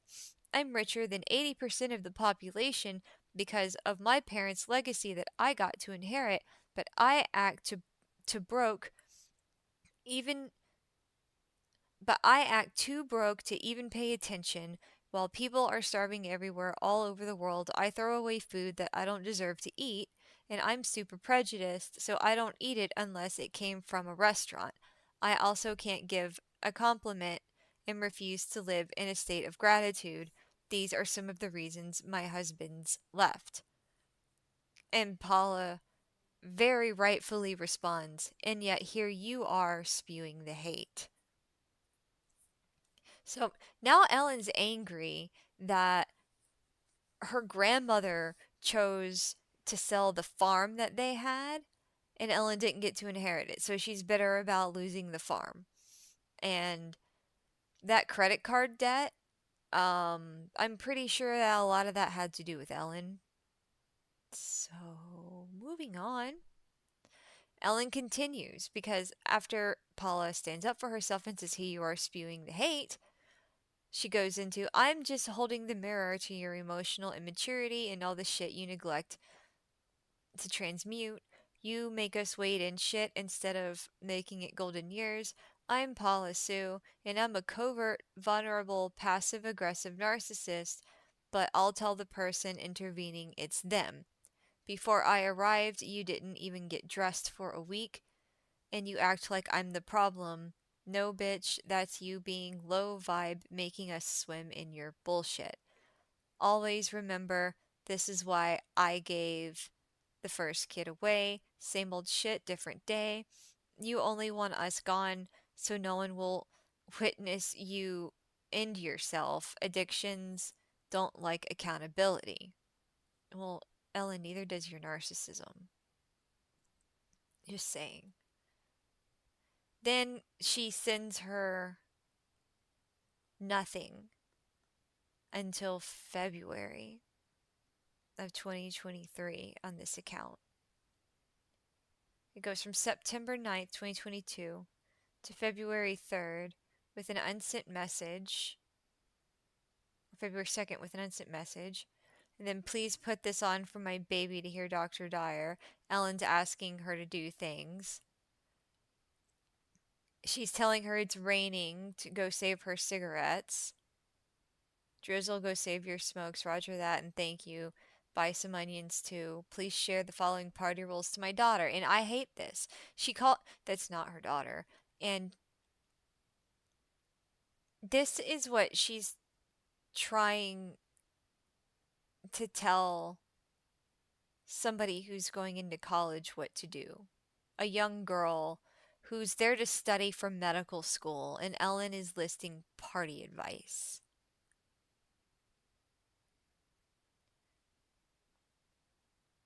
The party advice Ellen gave me in high school was always carry a toothbrush in your backpack just in case you have to suck somebody's dick and you don't want to leave the taste in your mouth. I'm surprised she didn't include that in this list.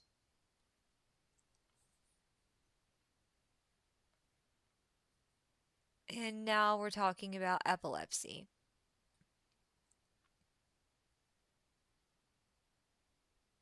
She's sending, what are these?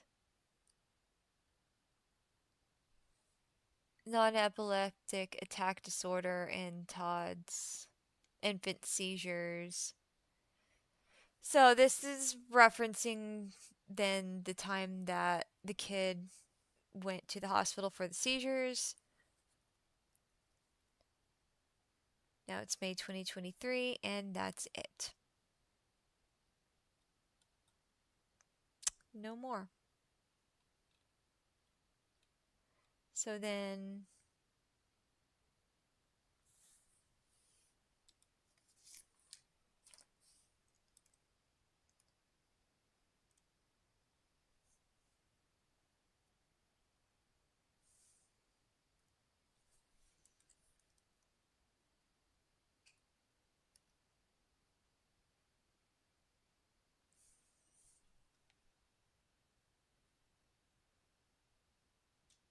I'm trying to look for the other stack of messages, but because Ellen blocked Paula, I can't search for it, but it's in here. Give me a moment. So we've just spent 2 days reading the things that Ellen sent to her mom.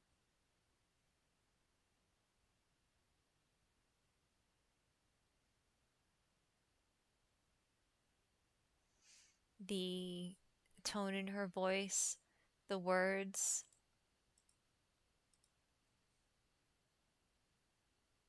everything. So these are messages that Ellen sent to Paula in the days before she died.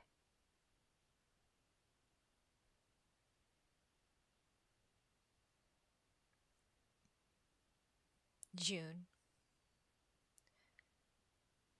talking about seizures. But this is about Paula's brain.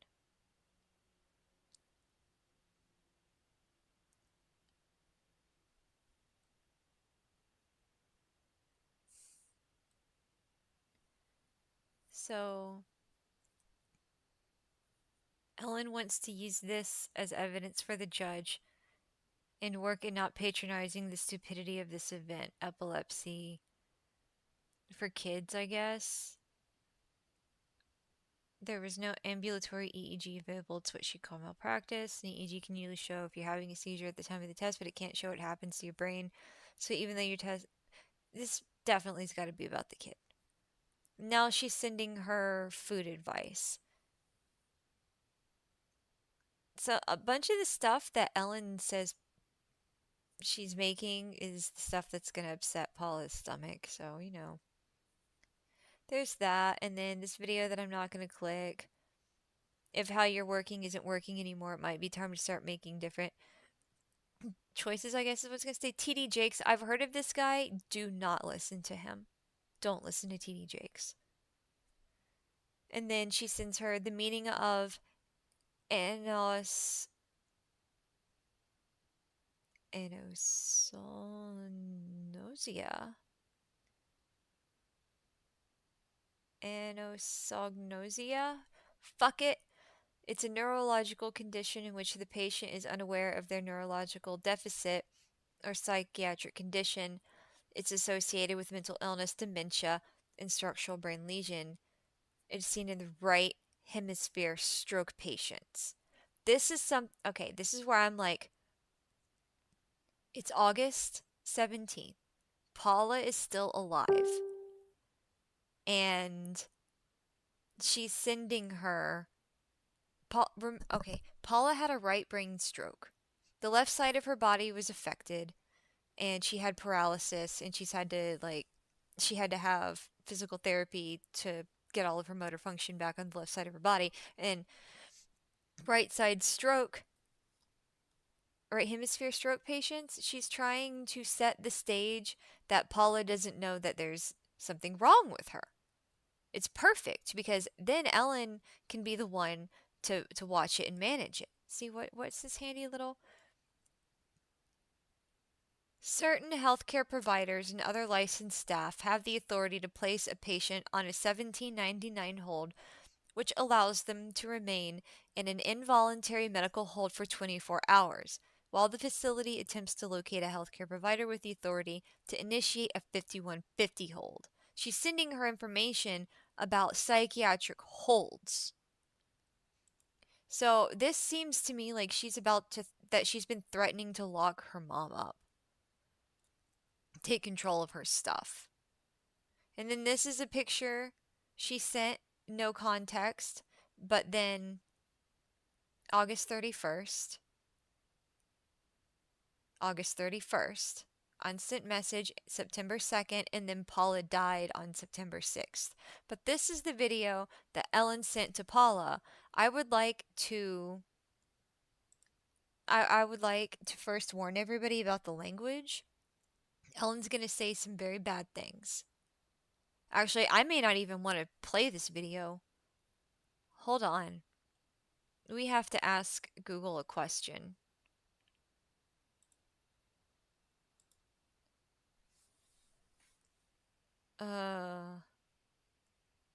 Can you say the N-word on YouTube? Like, I'm pretty sure that's a hard fucking no. We don't allow content that promotes violence. So, Ellen is using it in the video repeatedly.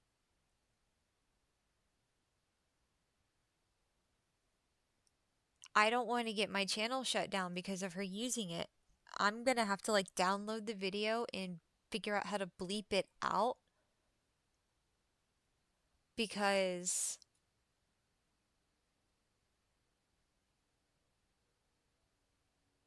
she says awful things.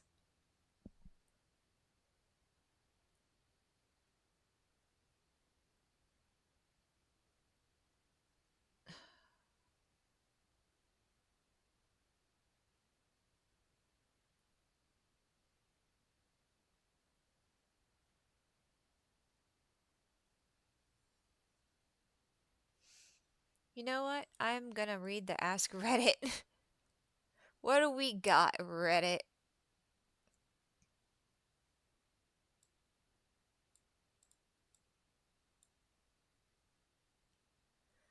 We've got somebody wants to use a clip that might include the N word. Don't recall if it needs to be censored. Personally, wouldn't say anything if you had a question whether or not it's allowed. I question literally anything that's controversial, which sucks because who wants a boring safe space? Oh, okay, that's community guidelines, strikes for videos. YouTube doesn't censor cursing. Worst they'll do is just not let you monetize a video limited to adult sign in. Well, it's got adult sign in. It's if it's like they'll delete your video if it's hate speech stuff. So I'm gonna show that in a separate video, in a separate stream. I'm not going to risk the entire stream I just did for her abundant use of the N word. So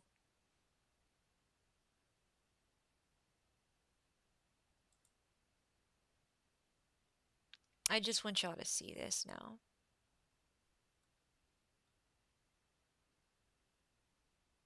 There's other messages that I took pictures of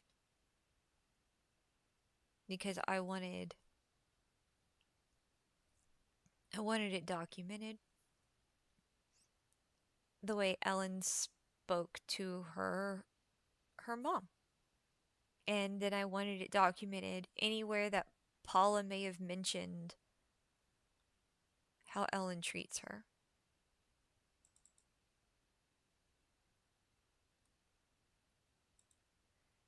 In this email, hi Paula.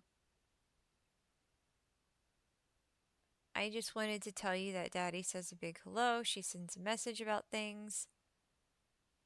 Oh yeah, Dad left her and I'm the brat.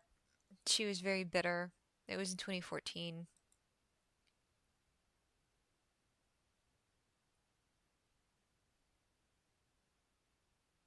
Asking about Ellen in 2013. She sounds happy. She calls me once a month or so, but she's no longer my Facebook friend. I pissed her off. Have you heard from Ellen? It's been a month since I have. So this is like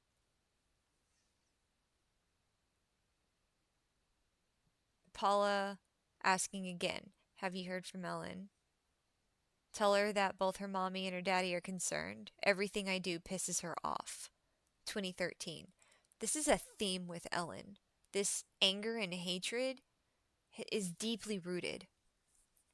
Ellen is on her way home from Houston. She didn't sound happy. She never sounds happy at all. She never seems happy to me. All she does is bitch at me, even when I make an effort to stay the hell out of her way. She says I don't respect her boundaries. It was peaceful with her gone. 2015. Y'all, this is what Paula is going through. My daughter has been here over a year and I literally have to throw her out. Domestic issues. Talking to a friend in January 2023. Trying to get Ellen out. I do have some other messages up here at the top.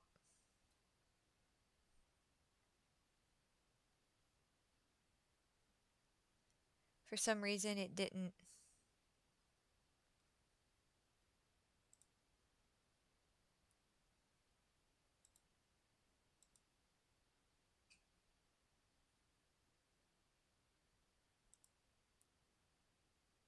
It's not putting number 1 in the front.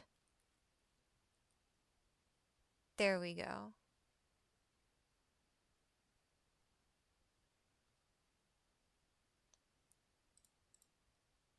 So let's check these out. More things that Paula has to say. This was sent about Juan, Ellen's husband, This is September 2nd, 2010. Ellen's husband was found dead on Thursday in an apartment his parents own in Panama City. He had been shooting cocaine, he was cremated on Friday, and the funeral is today. Saturday they have been separated for quite some time, but she saw him regularly. He had gone to the city with some America girl who had not been there long. This girl found him face down in his bed in a pool of blood. I want to know what that was about. He had been dead 6 to 8 hours. He was found in 2 in the afternoon. The girl who knew Ellen the girl knew who Ellen was because of her web presence. She saw Ellen, recognized her, and told her Ellen had been about 1.5 hours from the city working on a deal with a surf club and had an overwhelming urge to go to the city. She decided to stay at the same hostel where the girl was booked. The girl took her out on the terrace and told her the news. Juan had been doing a lot of drugs, stealing money from everyone. He could not hold a job, and it's a wonder someone didn't already do worse to him to end his life. Ellen didn't tell people they were married because his bad reputation would be bad for business, but a lot of people did know. I feel bad for her, but we both feel a sense of relief. The only question is what this will do to her immigration status. She plans on talking to the embassy soon.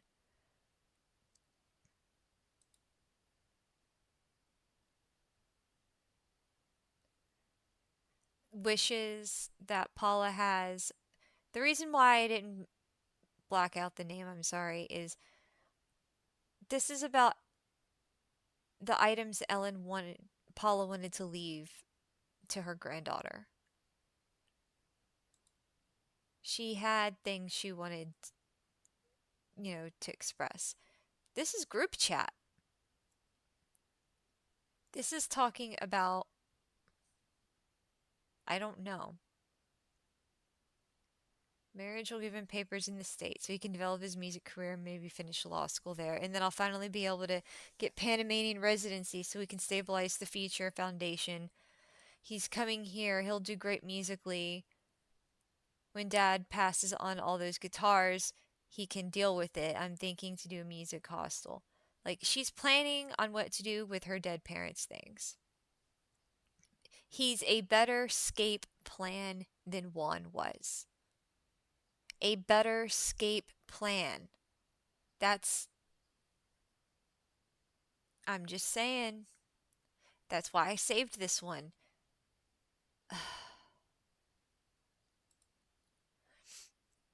More group chat.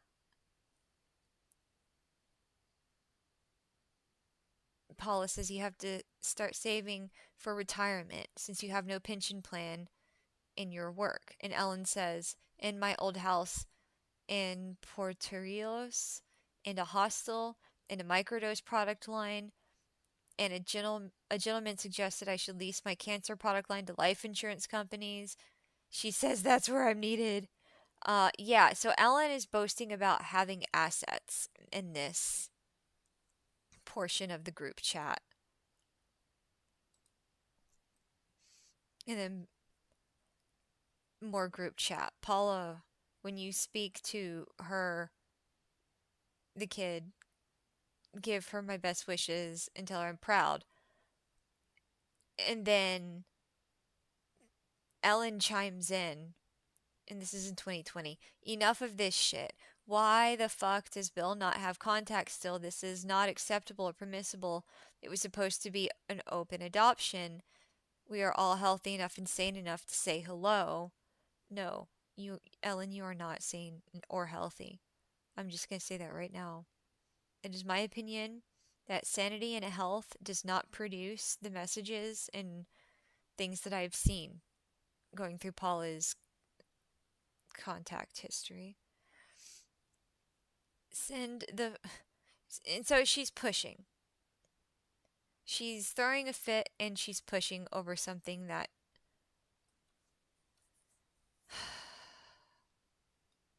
was already decided. And it was it was better. And it's not even up to her.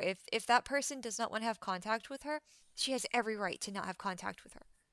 And if she doesn't want to have contact with other people in the family, she doesn't have to have that. And then Ellen, she's coming in to yell some more. The address may have been sent, I don't remember. Now she's yelling at her dad. Well, then ask for it directly rather than relaying messages like we're playing telephone on a string. Everyone here deserves to be seen, accounted for, recognized, and appreciated. I will not stand for any more of this fear-based protection shit. Excuses. Shit has gotten real. She's 18.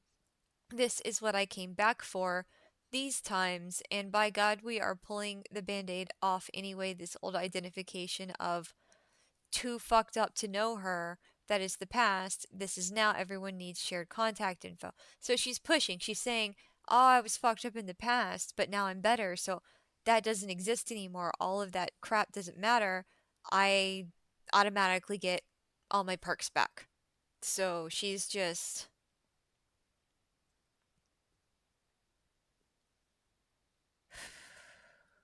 being aggressive about it. And then here again in 2020, thanks guys for never giving up on me, but your son is like the abusive husband I can't get rid of only because he's a relative. Love me from a distance and stay away. I don't have the energy to cry, and that's perfect because while you people are busy quietly thinking I'm a fraud and you don't believe in me and I'm a predator and whatever names like calling me crazy and what's wrong with you, my own relatives thinking that I apparently run around lying and stealing, you do, cheating and using people all day long, while meanwhile I'm working my ass off to be the doctor of the future and stick my neck out to heal anyone smart enough. Fact is, David is not smart enough and rude as fuck. It only keeps coming back to try and get my deals and know my good contacts. I don't want to share my Rolodex. I'm being interviewed in Denver 2 days after I made a public post about my mushroom work. I don't need his shit now or ever. He's a fucking thief of energy. I never want to be in the same room again, ever. Stop asking me to do that for you or him. Stop. It's emotionally abusive. You are emotionally blackmailing me by insisting that I have to care. He broke my cheek on Christmas. He was a dick at my birthday. He sucked all the thanks out of Thanksgiving. I don't even want to speak to my mom for 5 minutes. I paid for dad to come. That cost me. Stop making me deal with the abusive fucking cracked brain. Mom, I get why you asked him to talk to her, but stop it. He is not a safe bridge. You ask her or someone, step out of my way and let me represent myself. Ellen, just continuing. Just continuing. Interesting about the cracked cheek. But I think Dave talked about that. That was the strangling incident. So Paula says, you are projecting a lot of stuff on me that I have not done or said or thought. And she goes on to say, your son says all that horrible shit about me, and I refuse to double cross my boundaries for the sake of family. When it comes to him again, Mom, get your will in order, because if there is anything I'm pissed at you about, it's being afraid you're going to not tie up loose ends and leave me to deal with the most abusive person of my life during the hardest time of our lives. For you to ask him to ask her about me coming to graduation almost feels like a betrayal. The shit she has the nerve to say to me, nothing's happening in that direction, thanks a lot. I can't tell you how much I fucking hate him and you all for not wishing me a happy Mother's Day, as if I haven't made any sacrifices worth mentioning. That was downvoted. And then she goes on to say, what was your hard decision today? Like, she's just nasty.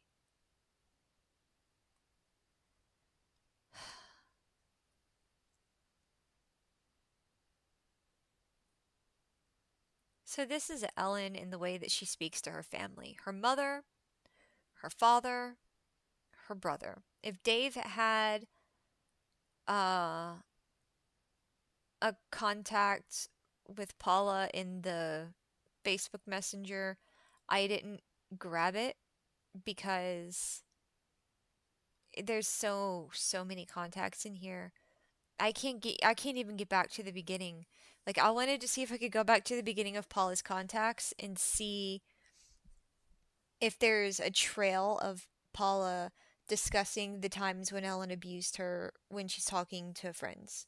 Or if she had old messages from Dave in there that didn't get deleted, or if Ellen had other profiles and Paula had left the messages there. Because it looks like everybody who's ever messaged her, she has not deleted the message history. So while that is great, there's so much to go through. I'm not sure I can get through it all. And when I was trying to go through it yesterday, it reset itself. So this is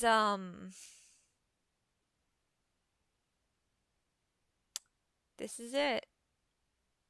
Now the cell phone, we have new pictures. We have new pictures. And I did not rearrange them yesterday. So I need to go into the editor right here and flip this image so that it's upright. There we go. So now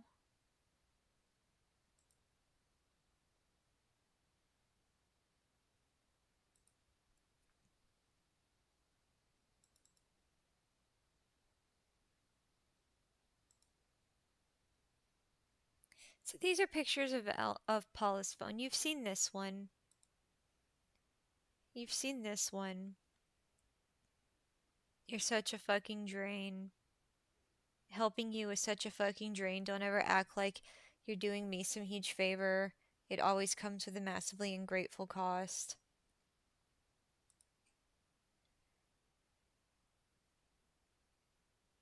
So,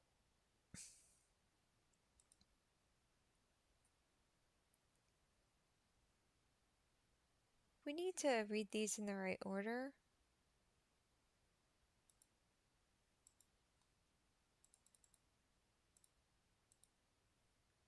Man, this is going to be tough.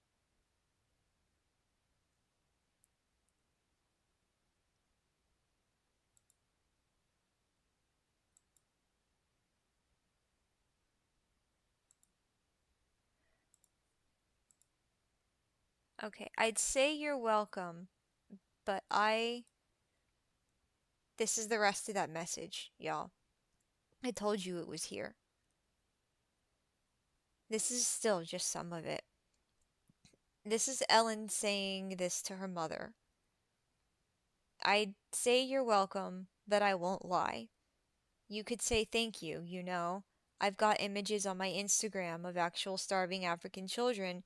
Here you are inviting me to waste all of the food resources in this house while they were people who actually want a chance at life. I'm about to post our business on Nextdoor, I think is what it says, trying to find a grateful family to eat all the leftovers you're too high and mighty to eat. But go ahead and die in denial. Not like you care how your bad influence affects your loved ones. I've always known you don't love me. Look at how you don't love yourself and how that hurts me. But you don't care how that rips my heart in pieces. You can't wait because you can't digest the guilt. And then you fucking play your son against. Here's the rest of it. And then you play your son against me and an innocent baby. No wonder you can't live with yourself. Get busy living or get busy dying. But stop straddling the fucking fence. I'd much rather live with someone who appreciates me for who I really am, as opposed to the stories you believe from your convict crackhead son and his lawyer friend who had no qualms about risking her license because of his anatomy. Stop fucking everyone with your bad influence and show some self respect without a fight. And so then, right, we read that. So don't come looking for me to show you where food is. I do not appreciate your chosen helplessness. Ellen continues to say, I'd have started the roast, but you won't eat small red potatoes. I already have a baby to take care of. You are not a baby regardless of how you choose to deny your body of health. And then Paula says, this is Wednesday this year, August 16th. I think I could eat small red taters. Get the roast, not the corned beef. I hope there are a few carrots.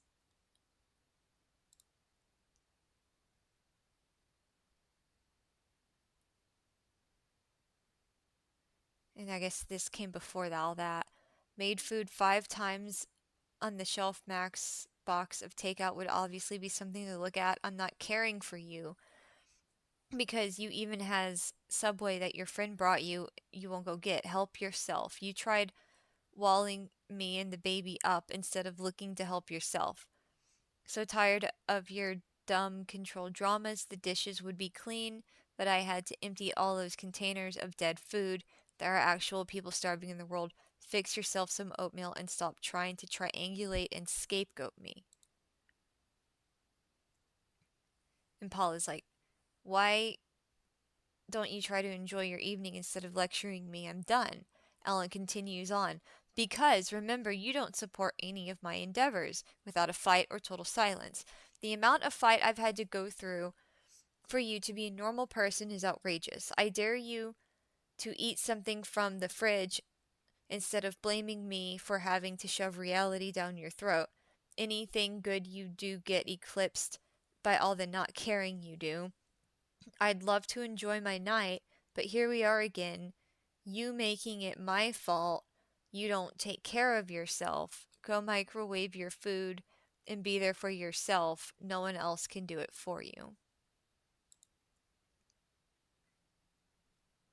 And then, apart from your son, you are the least considerate person I know. Why would I pour my love into a person who chooses not to participate and then blames me for it? I grow up already or get the fuck on to heaven so you can achieve the ultimate reconnection you refuse in this dimension. She's just telling her mom to hurry up and die. When are you going to realize that you choose to be pitiful, seeking the pity of others as your valid reason to not participate? You wouldn't need to use pity if you had given empathy. So I need to renumber these, they're horribly out of order. Paula says, I did not want pulled pork from the store. Sometimes I feel better than others. It is a short distance to outside. It is much farther to the kitchen. Then Ellen replies to Paula, Bitch, it was a 30-minute drive plus time to put Wolfie in the car plus gas. Go call the service like Favor or Grubhub and see how long it really takes for your stupid favors. Of course, you didn't want food from the store. Always gotta make it difficult. More difficult than it has to be. Eat your fucking sandwich. I am not your scapegoat. And then the other message, apart from your son. So these are the newer text messages that Dave sent. And I really, really appreciate him for taking the time to take pictures of the phone because I'm not there to do that.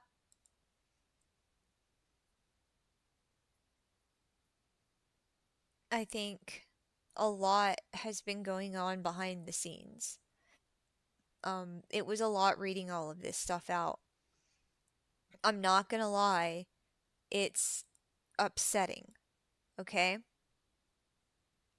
I'm alright, but everything that I have just read right now is giving me the like worst feeling, you know?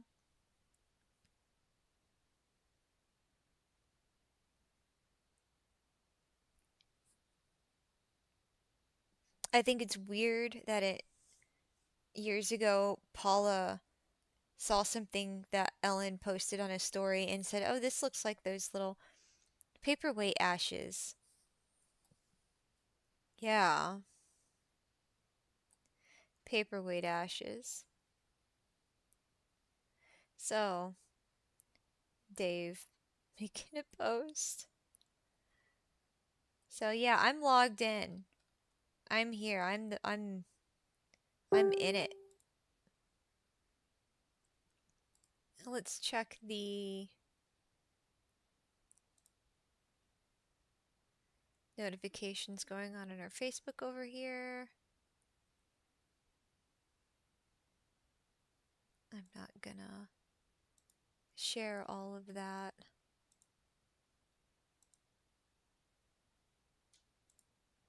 I'm just clearing it to see if there's anything that came up.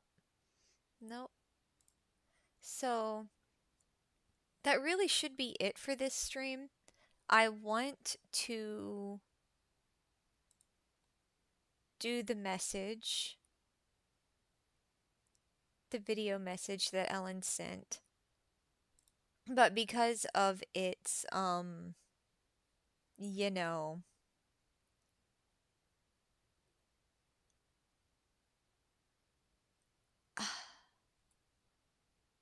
I look, I have a feeling this video is going to get flagged and shut down because of the language. So what we're going to do is we're going to go over here and we're just going to go ahead and end the stream, and we're going to make a brand new stream just for that toxic shit.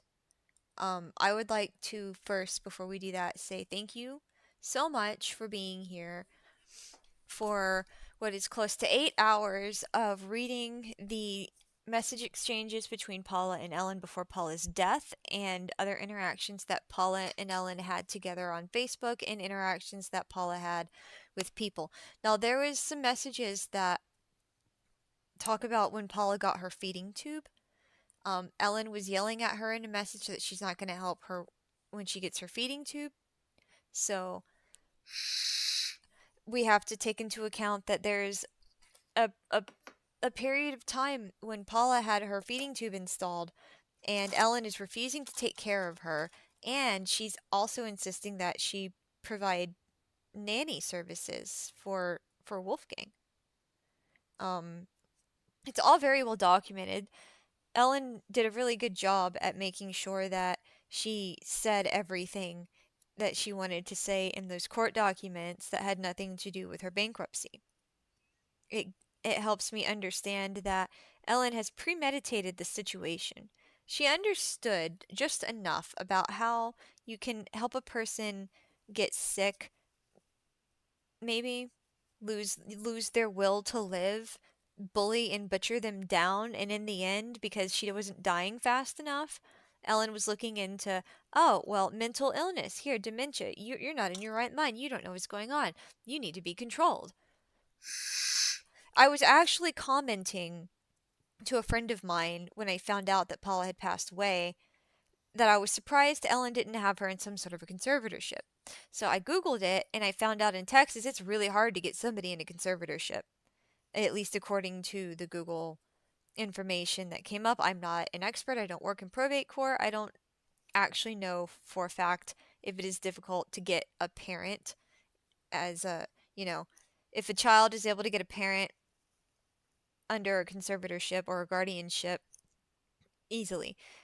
I know that when my grandfather, his dementia was kicking up, you know, we didn't have him in a conservatorship. We had all of the necessary documents for power of attorney, medical power of attorney, in case anything happened to him. And then Grandpa was really good about having his finances squared away. He had that taken care of before his wife died. In fact, Grandpa was pretty upset when she died first because he was planning to go first and leave her everything. So, I don't know. Good die young, I guess. Really miss Grandma. Uh, really upset that Ellen also took advantage of her after she had her stroke. Grandma came around for holiday, and she wanted to give us our holiday money, you know, 5, 10, 15, 20 bucks or whatever. Well, it wasn't long after her stroke. And she was having this issue in her brain with recognizing the monetary value, numbers, and short-term memory. So she gave Ellen something like, she gave her a bill. I don't know what kind of, if it was a $10 or $20 bill, but she gives it to her as a present. And Ellen's like, oh, thanks, and walks off. And then she circles back around to Grandma a little bit later, and she's like, "Where's my present?" Grandma gives her more money. And she was caught taking advantage of that. I remember uh, Dad was very upset about it because Ellen was taking advantage of his mother, and I think Paula might have had something to say too. In that time, we had 3 stroke victims under the roof. Paula had a stroke, and my dad's parents both at the same time had a stroke, or in the same time frame month. So it was a very interesting house to be in. I had to pull my weight a lot with not being in the way and helping and not making messes and doing what I was supposed to do and sitting with my grandparents. So my life changed, everything changed. Ellen didn't change. Ellen just got more angry. I don't call that a change. Um she was resistant to helping. She wasn't as sympathetic towards her mother as she needed to be. And considering that I was the one that was getting the lack of approval from her mom, you would think that, I don't know, I wouldn't want to help her and that Ellen would be the one taking care of her because she loved her mother oh so much. But when it came down to it, Ellen she ditched us. I'm just going to say it. Ellen ditched us. She dipped out. She used college as an excuse, but she didn't go to college. She went and she partied, and she got into the situations that she got into that she then asked her mother to help her get through. This is my interpretation of what happened. This is not fact, like provable in dictionary, encyclopedia, unmovable fact, but this is what I believe was going on with the way that everything is turned out. I think Ellen has a lot of regret. People are allowed to have regret, but she's very abusive about her regret and her situation. Paula did not deserve that. So there you go. We just went back from 2016 to 2023 of internet interactions where Ellen, in behind closed doors, verbally abused her mom and reprimanded her and yelled at her and said that she abuses her and because of the way she acts. Like, how I don't understand how a healer can tell a stroke survivor with a straight face that they don't want to help them and that they're choosing to be helpless. It's like, okay, you don't recognize depression. You don't recognize when somebody actually needs a boost. So instead of saying, "Oh, here, I'm going to actually be calm, understanding, and compassionate," yeah, Ellen just described herself as a bulldozer. So I guess we get to see behind the scenes. That's what the bulldozing is.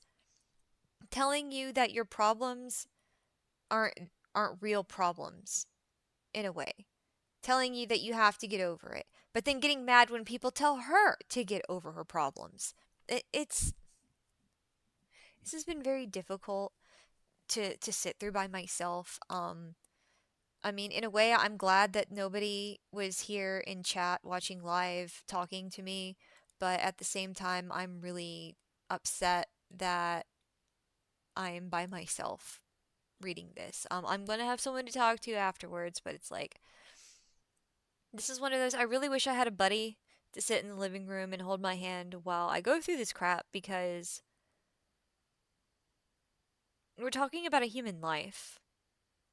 We're not just talking about some lady, some obscure lady in some town. We're talking about a human who was alive, who had a life and things to do, and somebody barged into her house. It doesn't matter if it was a relative. It does not matter if it's her biological daughter. It's the fact that somebody barged into her house, started telling her how she was supposed to live, and then verbally abused her in the time that she was there, and with documented physical abuse. Um, Ellen is doing all of the things that are in the "this is what narcissists do" videos. I'm not sure if she has that self-awareness. I'm pretty sure if she were to sit and read back over all of her messages, she would twist it around into going, "Yep, yep, and I had to feel that way because of this, and I had to feel this way because of that." Well, you know what? We all make bad choices. Bad things happen to us, and we get traumatized. And then when something comes up later in life, we have a choice to make a good choice or a bad choice. You have the freedom to make all of those choices. I've made some bad choices, and they're not necessarily anybody's fault. I have been shaped by the things that I have experienced in life, but there's nothing that Ellen did to me that forces me to do something other than wake up in the middle of the night with panic attacks because I'm used to being punched in my sleep. Um, I flinch when anything comes towards my head. Bugs. Uh, I get migraines and I get these little spotty lights that fly around in my peripheral vision. And if I'm having an anxiety attack when a headache is setting in and I see those lights, I flinch because I think something's coming at me and I get this anxiety and this paranoia from all of the times that Ellen attacked me. I have involuntary physical responses to things. Those are things that Ellen has forced me to do, but as far as choosing if I'm going to abuse another human being on this planet, no, Ellen did not force me to do anything that I have done. Any of my anger where I lashed out was because I was angry, and instead of trying to find another way to process my feelings, I just went with the first accessible one, which was to be mad. That happens to a lot of trauma victims, especially right when they're getting out of the trauma and recognizing that they have trauma. For me and Ellen, it's taken years to come around to be able to talk about her because it's honestly the worst shit I've gone through physically. Now, emotionally, there's somebody in my past who could really give Ellen a run for her money as far as that emotional mind game circle, blaming victim cycle of this is your fault.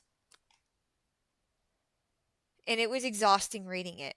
And it triggered me a little bit back into feeling like I was talking to that person with the way they would just rapid fire go on, go on, go on, go on about how this is all your fault and you need to fix this and you need to do that. And it's tough. But I guess in a way, in a tiny way, it helps me to see that it wasn't unique to me, if that makes sense. That when people do these things to others, when they're abusive and when they choose to be emotionally manipulative and go around in these crazy circles, um, it's not because you uniquely did anything to trigger that to happen or to make it happen or to deserve it. It's them choosing to be that kind of a person. And you can choose to be an asshole and you can choose to stop being an asshole. And for a portion of my life, I chose to be an asshole because it was easy to be an asshole and less people mess with you when you're an asshole and you're big and tough and everybody's like, oh yeah, she'll fuck you up. She's weird. Don't mess with her. She's wild. You know, set a reputation for yourself that precedes itself. And it kind of, I don't know, there's this way to live in it. I don't want to say that it's a good life, but it's a life. Recognizing that, oh, you know what? I don't need to live with this hostility towards everybody, and I don't need to blame everybody for everything. Some of my shortcomings were my shortcomings, and some of the circumstances were circumstances, and you got to separate those things. I sincerely hope that somebody can get this girl into therapy, like actual therapy, where she's not allowed to run away from the truth. She seems to really enjoy denying that. So, all right, we're at 4 hours here. I'm gonna wave this thing in the air, and when I see this waving, I'm gonna end the stream. So, thank y'all so much for hanging out. And I'll see you in a minute with the video that's probably gonna get my channel shut the fuck down.